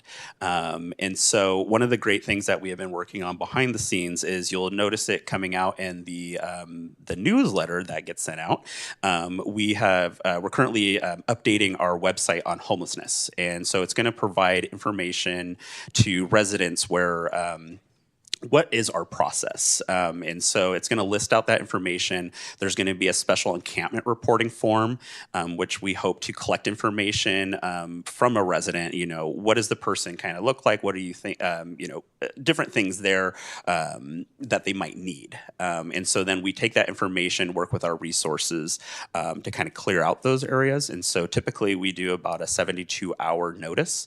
And so we have found is when we do that 72-hour notice, they just move down the street or move to the other side, and it starts the process again. But we don't want that. And so my goal is, and through our priorities, is we're going to be working on that homeless initiative plan, is to develop those strategies to make sure that that's not happening and that everyone is housed here. So I hope I answered enough for you. Thank you. I'd just like to add, so we can work with private property owners for homeless on their property. The police department has done that a number of times. And then we can clear folks on city property. What we are finding, though, is a number of homeless are located near freeway on-ramps and off-ramps, which is typically state property. We also have the railroad track that runs through town, and we have 2 different property owners of the railroad tracks. So we can't go and perform services on their properties, whether it be maintenance or addressing homeless encampments. So we've made some great relationships with folks in those agencies. And so part of the information that's going up on the website and will be part of the article going out in our next quarterly newsletter will include links to forms that you complete with those agencies in order to address homeless encampments. In the past, it's been pretty hit and miss, but recently, with some new legislation, Supreme Court decisions, there's been a much greater response and sort of feeling of urgency to address those encampments in those areas. So we are seeing sort of a better response and expect that moving forward. I believe Ms. Catancio had the hand raised next. Hi, good evening. First, I want to say thank you to everyone who's here for presenting. That was amazing. I did have a question regarding first responders. So, first of all, when I've also been talking to a lot of my neighbors, people want to know how can we continue to assist and help our first responders. So everyone came out to the pancake breakfast on July 4th. But in addition to that, I wanted to know a little bit more about the correlation between Measure LL and supporting our fire department for Alameda County. Yeah, I'm going to go ahead and respond to that. Measure LL is a general sales tax. So it is ultimately up to the new city council, should that measure be passed by voters, as to how those funds would be spent. It could be used for any legitimate government purpose, which is pretty far and broad. Earlier this year, when we received preliminary findings of the facilities master plan, at around that time, it became very clear to the council and to staff that there is a need to replace two very aging fire stations. The one on Russian was built in 1966 and is beyond its useful lifespan. The one on Cherry Street, built in 1980, although it's 14 years newer than the other station, it's actually in worse shape. These are buildings that, unlike our former city hall, where contracted employees live. You know, they have 24-hour shifts, so they reside in these facilities. The facilities are not functional to address the modern-day needs of a fire department. We want to make sure that these facilities are equipped with the proper equipment and gear to facilitate faster response times, and the replacement of those stations would certainly help in that regard. As far as whether or not those fire stations would be built using those funds coupled with Measure GG, as I sit here today, I can't definitively say one way or another whether that would actually happen. All I can say is that that is a future decision for the council to make at that time, should that measure be enacted. Did that help? Yes. Okay. Okay. I believe Ms. Little had her hand raised first. Well, first of all, I don't need microphones. Julie and Sheeta. It would be helpful because we are live streaming this, so I know, yeah. I'm using a microphone. Okay, so my question to you, and I appreciate like exactly what they both said. Honestly, that was fantastic. I wish we could have more Cliff Notes type stuff like that. Gave a lot of information. I love the general information. Then on top of that, the projects you guys are working on. My question is to Mr. Sandoval. The biggest thing that I keep hearing over and over again when I'm talking to citizens is public safety. I think we all agree. I'm running because of public safety, because our Boy Scout shed got broken into, and that's why I'm here. You know, and so I want to know, what can we do to help you become what as citizens, what can we do? You guys need more funding. What type of things do you need that we could help you better yourself, and just help all of us work together for public safety? All right, I don't have a microphone. Nope.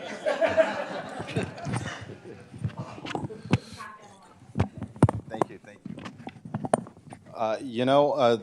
The community partnership that we have is the biggest help to us. It's being involved with our community engagement manager in our programs, making a phone call to the police department. Some of the things the community, we're trying to get more recruitment and more officers on the street, which that just takes time. As soon as we could get more officers on the street and get them out of training, we have a lot in training right now, and we could boost our numbers on the street, then we might be able to bring some other programs back. But right now, it's the community partnership. It's the phone calls. It's being involved in some of our volunteer programs that we have.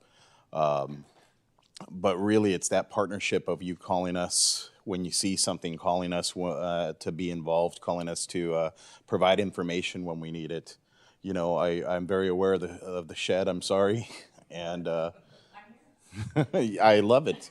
But right now, that's the best advice I could give the community, because everything else is just going to take a little time as we get more staffing.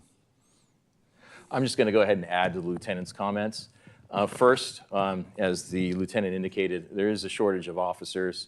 The Newark Police Department is staffed in comparison to other agencies. I would say we're faring significantly better. We do have a very positive reputation in the community, both with our residents, but also within the neighboring law enforcement community. So we do attract some very high quality candidates. It is very tough to be a police officer.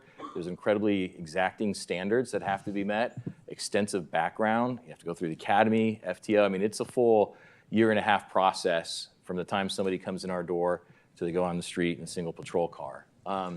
So if anybody knows of any candidate, somebody who would potentially be a good officer, you are more than welcome to contact myself or the lieutenant.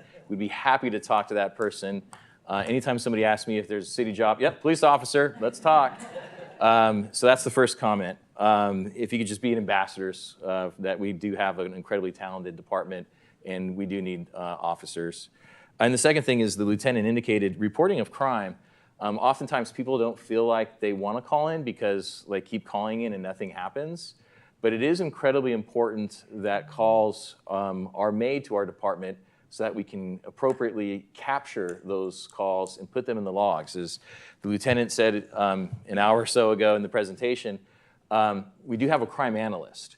And this is the city's first ever crime analyst was hired a year or so ago. And that person assesses crime that occurs within the community, identifies trends. He reads every single police report that is generated, and there's a lot. And then that helps inform the officers on where they should focus their efforts. Because the reality is, on any given day, we only have 6 officers patrolling the streets 24/7. And so those officers have to be efficient with their time. So having a crime analyst really facilitates their efficiency, is incredibly helpful. So anytime resident says, oh, there's nothing that can be done. No, please calling. That helps us. That helps guide the decision-making process. So I would strongly encourage that. Just to kind of dovetail off a little bit, technology. The community and the council has been very supportive of the use of law enforcement technology because, again, we only have 6 officers on the street, so we need to be able to respond in as efficient way as we can. And having technology really does aid and facilitate a more efficient department. So, Ms. Savorka, do you have any? Okay. All right. I don't know who was first. It might have been Mr. Gupta. I think you've had your hand up for a while. We can always go back and forth. There's tag backs. Good evening, everybody. You guys doing a wonderful, amazing job. Myself is Vinod Kumar. I've been living in Newark almost 31 years. And been very active in the community service also. We have a very good program, Neighbor Watch program. If we just promote more, bring more people on the board, kind of motivate the people who can really become a member of that. Because I have tried in the past, but people hesitate to be a part of it. But I've been getting now the email from Shobna. And probably we will just work on this thing to improve our lifestyle in Newark.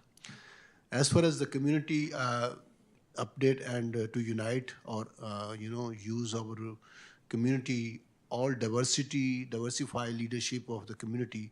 If we try to use any kind of tools so we can bring more people in the city with different committees. And especially when we have a recreation program is coming up, resources program is coming up, those sources and those program can be more efficient if we have different leadership from different communities, and we can spread over all kind of messages and tell what we're doing in the city. We are doing an amazing job. Every day I come to the city hall meetings, I learn a lot of more stuff, and you guys doing a wonderful job. Thank you. Thank you. Yeah, thank you for highlighting that point about neighborhood watch groups. I forgot to bring that up earlier. Thank you for bringing that up. Our community engagement manager is sitting back there, Ms. Sharma. She was hired about 3 or 4 months ago. So if you know of any community that's interested in forming a neighborhood watch group, she would be the person to talk to. She'd be more than happy to meet with your community and get that going. So, as to the question of committees, those are processes that do take time. We certainly, of course, value input from the community. We scaled them back significantly during the recession, and then we've slowly brought committees back. Mr. Cuevas is very excited about, as well as Ms. Taimani is back there hiding, Very excited about the upcoming Art and Public Places Committee. That's another opportunity and venue for people to get involved with the city and the community. Art's a fun topic. It's great. We have almost $2 million to spend on art. That's dedicated funds that are dedicated for that from development projects. And we look forward to implementing that next year. I believe Mr. Gupta, and then we'll go to Ms. Martinez. And again, there's tag backs. So we'll be here as long as you guys want us to be here. Thank you. My name is Hitendra Gupta. I've been living in Newark for about 20 years now. This is my first foray into this. I've been talking to Nick for a while about a few things in the Silliman Center. First of all, it's just quite extraordinary to see what it takes to run a city. I had no idea the amount of effort and the departments and groups that are there and the funding it takes to run a city is quite extraordinary. I'm going to echo the other people what they say. I mean, it's an amazing presentation here to educate us as to what goes on here. So thank you all for doing that. I just had one question around health. I heard Lieutenant Sandoval talk about people's well-being and whatnot, especially around food. The food that we provide to our kids in schools, the options we have at the Silliman Center, stuff like that. Which group or department that will come in, and who takes who's responsible for making those changes and stuff like that? So, you're asking about the food we serve at the Otter Cafe at the Recreation Center, the Silliman? Yeah. In the public schools. In the public schools, yeah. So the Newark Unified School District is a separate legal entity. So they oversee the school district, all the school sites. They have an independently elected board of trustees. They have their own upper management and staff.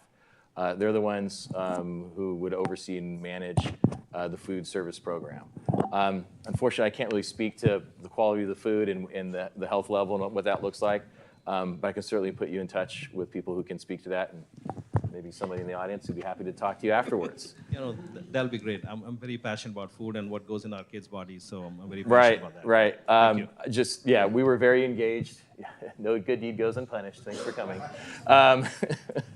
During the ARPA process, during the pandemic, we did focus a fair amount on food drives. We partnered with various nonprofits, city staff, council members. They were out at food drives, providing food to whoever wanted, no questions asked. Very healthy, balanced meals.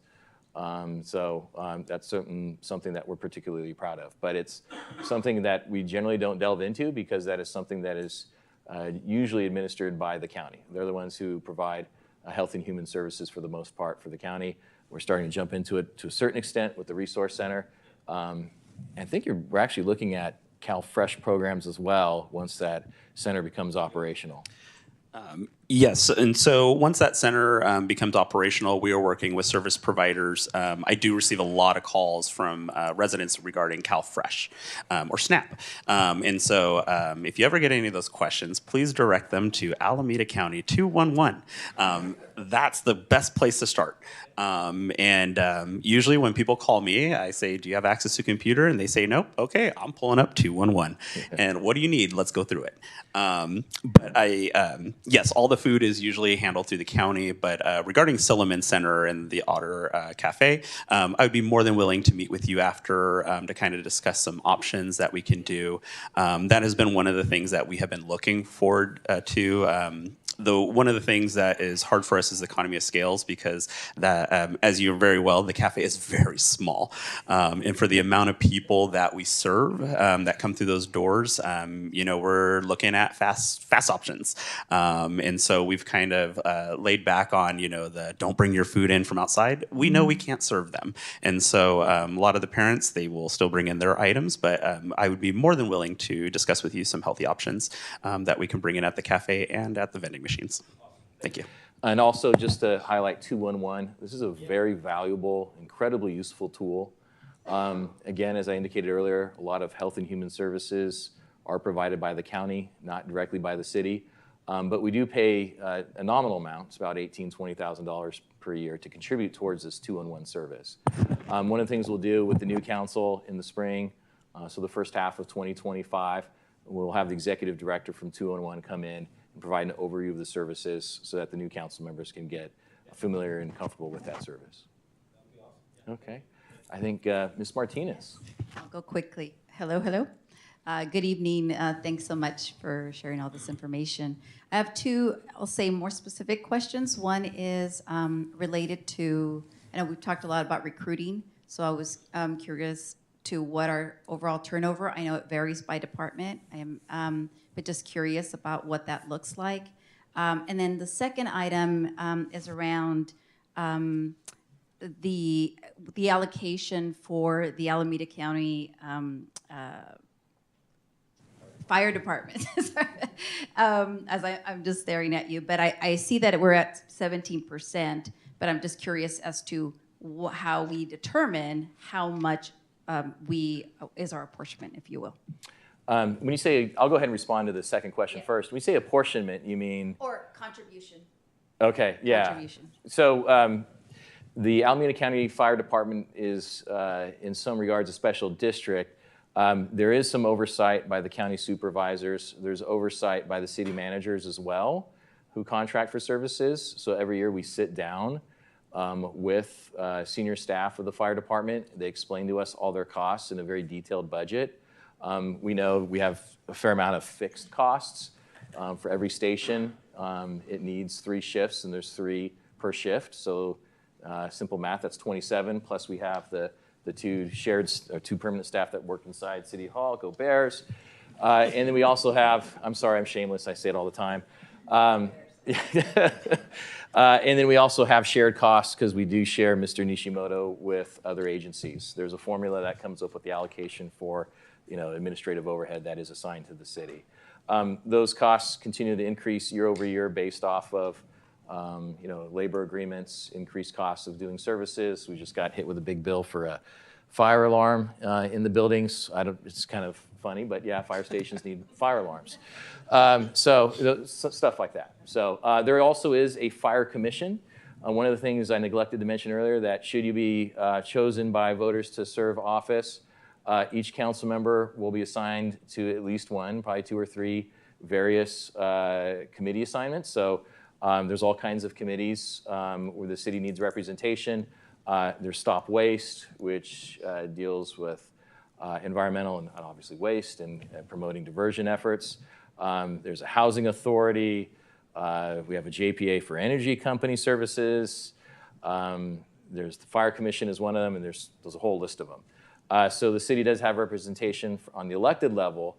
So the electeds do meet quarterly. So it's a council member from each of the agencies. I don't know if anybody's there from the labs, and somebody representing unincorporated area, and then they receive reports from the fire chief as well. Just very quickly, a follow-up. So I understand the covering the cost for infrastructure, but are we allocating based on our population size? Correct. Right? Yeah, the geographic size of the city, 13 square miles, population size, the fire service level, response times, we look at that. I'm not a fire expert, but my predecessor was. And everybody who I speak with who is a fire expert tells me the same thing, that the stations are equally distant throughout the city. It's very well planned, ensures very favorable response times. So the second question was staffing, retention, turnover. Turnover, yeah. So I would say we're average. I don't know exactly what our number is at the moment, but we tend to hover around 10, 12%. I think in vacancy rates? Yeah. Yeah. Yeah. We had 10 to 12 vacancy rate, and you're talking about turnover rates. Oh, yeah. sorry. That's probably a number I should look up and get back to you on. Yeah, to give you an exact number. As you mentioned departments differ, and we're very proud of police department, how well we've been staffed, even though we are down. And other departments are pretty average. We have added a number of staff in the last couple of years. So some of the vacancies you see here that we talked about this evening are actually new positions that we didn't have prior to this current budget cycle. Yeah, I wouldn't say our turnover rate is anything out of the ordinary. I think it's probably fairly consistent, if not more favorable than other agencies. Ms. Gutierrez, you need a microphone.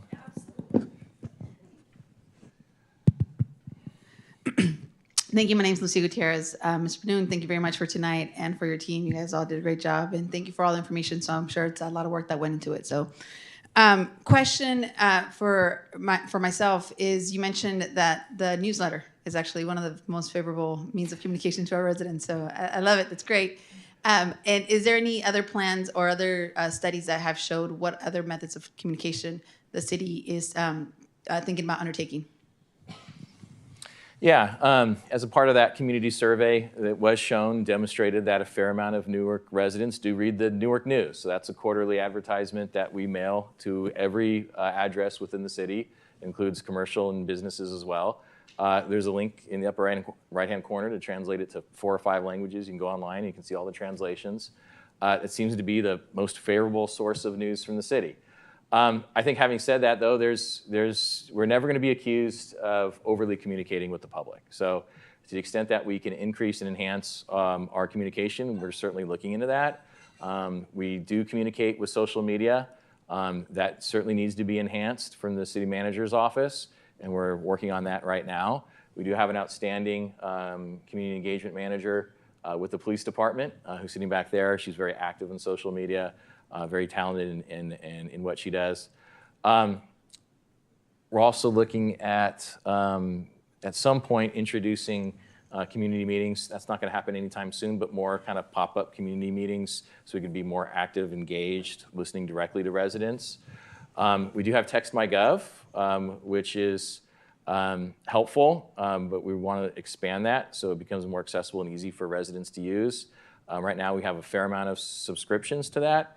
But we're going to start because we've spent the past year or two learning it, and now we want to bolster that. Do you have anything else to add? Just continuing on social media, and we do have, we are all one city and one team.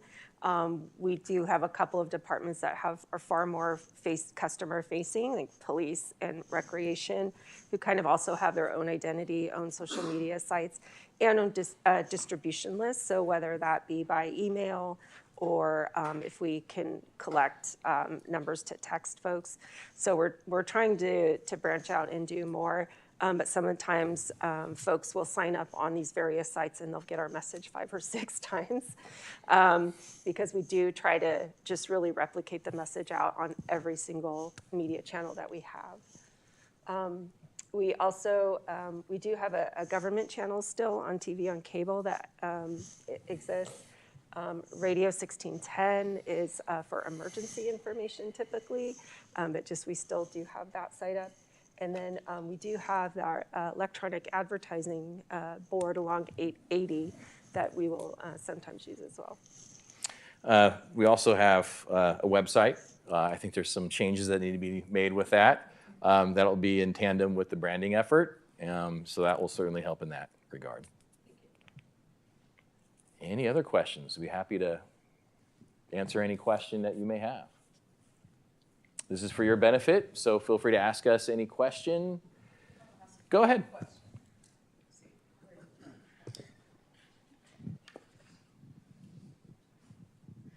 Hi, I forgot to say I'm Jacinta Arteaga, and I've been a resident of Newark for 34 years. Stephen, I think this is another question for you. Another one of the questions that keeps coming back out to me is about housing. So I know a lot of the cities implemented additional resources to support building additional ADUs to increase the number of housing units.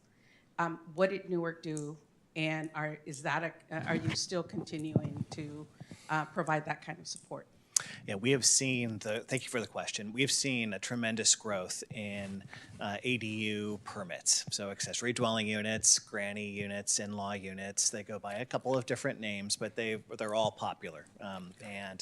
I think just even a few years ago, we've had a handful of permits, probably 10 or fewer, and that has just grown almost exponentially over the past few years as people see this as a viable alternative to provide housing either for a family member or for a way to provide additional income for a resident. So they're very popular. There's a number of state laws that have been passed over the few years to really, in a way, force cities to relax their development regulations so that ADUs are more incentivized to be built.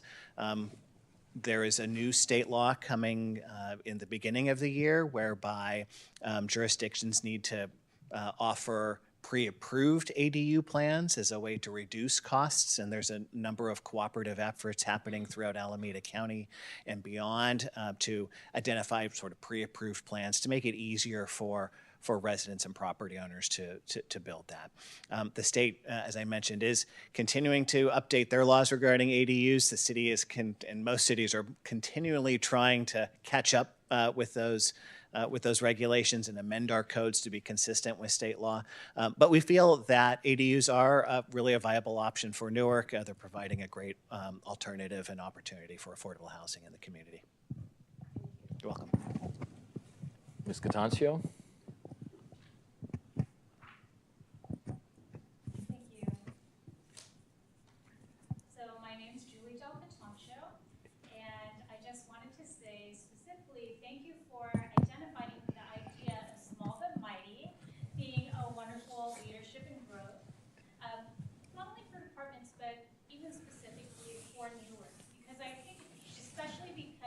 Really the heart of Fremont. I'm going to say that because without Fremont around us, then we would be like by ourselves. But actually, we are what really makes the Tri-City area thrive. So my question specifically is regarding the potential of us getting to 50,000 individuals or people, residents. Are we also going to be anticipating budgeting for more positions or more things for our city residents to be able to take part in while we're also anticipating this growth? Yeah, about 2 years ago, we performed an analysis as to the staffing needs of the organization. Staffing needs are something that you work on as time because, as Ms. Lee indicated earlier, the financial projections change over time. It's a breathing, living document. So the extent that the city can financially afford to enhance our service level, we're always looking to do that. But we're also very cautious when we add FTEs because once you add an FTE, it's difficult to take that away, and we need to be mindful about potential downturns in the economy. We have sufficient reserves and funding capacity to address temporary shortfalls, but we need to make sure that we're addressing any structural issues with the city's budget. So we're very cautious on the one hand, but we'll also need to be nimble and responsive to the needs of the residents. Every few years, we do go through that analysis. As time goes on, there are changes to staffing levels during that time period, and it may be time that we actually revisit this issue, and I have some thoughts on that that I'll speak to the assistant city manager later about. But that's something that we're always constantly working on. The needs of the community do change over time, and we have to be adaptive and responsive to those needs as time goes on, and department heads are very mindful of that. There's a lot of community engagement that department heads do undertake to make sure that the community is being appropriately represented. So is there some sort of magical threshold future that in our crystal ball? No, we don't know what that looks like. We just continue to adapt and change as time goes on. There was a reference earlier to 50,000 residents, which we'll get there in 2030, hopefully. That opens the door for other federal funding opportunities once you become a larger city. But now because we're below 50,000, that does constrain us to a certain extent on some federal funding opportunities. I mean, we've been taking very advantage of all these funding opportunities. You heard earlier about the millions of dollars from Senator Padilla, Representative Khanna, Assemblymember Lee. So we've been very aggressive with that and very proud of city staff for their efforts in that. But we're doing what we can. The mantra of any and all public agencies is to do more with less. We have a finite number of resources, and we do what we can to maximize the use of those resources. I hope that answers your question. Yes, definitely it does answer my question, especially because I grew up in the area and I've been a homeowner here for about 20 years. So I really appreciate the type of growth and change that we're able to do as we work for our community. Thank you. Mr. Kumar.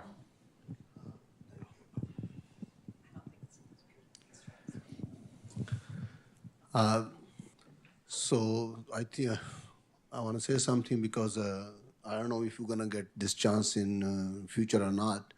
But one thing I noticed in the last 31 years, the leadership, like all the council members and all other city officials, there was never see that where they try to interact with other communities to update or build a relationship with other communities so they can open up themselves and the people can be more comfortable, feel more comfortable to come to them. If we see the other cities, all the leadership, they go to the different events. You call them, they will be excited to come. Their churches, their temples, their other gatherings, community programs. But somehow, I've been very active in a local community in the Bay Area. This is the only city we hardly see our leadership go anywhere and show themselves. So even if we become a leaders, even if we become a council member or not, but other people who are sitting right here, they're gonna be, I will just request them to be a leader and just, start making the relationship with other communities so we can be just like the other cities. Thank you. Yeah, if you have any future events, whatever those opportunities look like, you're more than welcome to contact me, members of the city council. I'd be happy to talk with appropriate and relevant staff members. Obviously, we're a very diverse community. We do have a lot of all kinds of activities and events that do occur within our community. Some are seasonal, some are just pop-up, but there's a lot of events, and to the extent that we can be more engaged, we'd be more than happy to do that. All right, thank you. Anybody else? Going once. Going twice. Okay. Well, again, thank you for coming this evening. We will send you an electronic copy of the PowerPoint after tonight's presentation. If you have any questions in the future, you're more than welcome to contact myself or Ms. Harrington, and we'd be happy to answer your question. I wish you guys the best of luck in your campaigns. Thank you. Good night.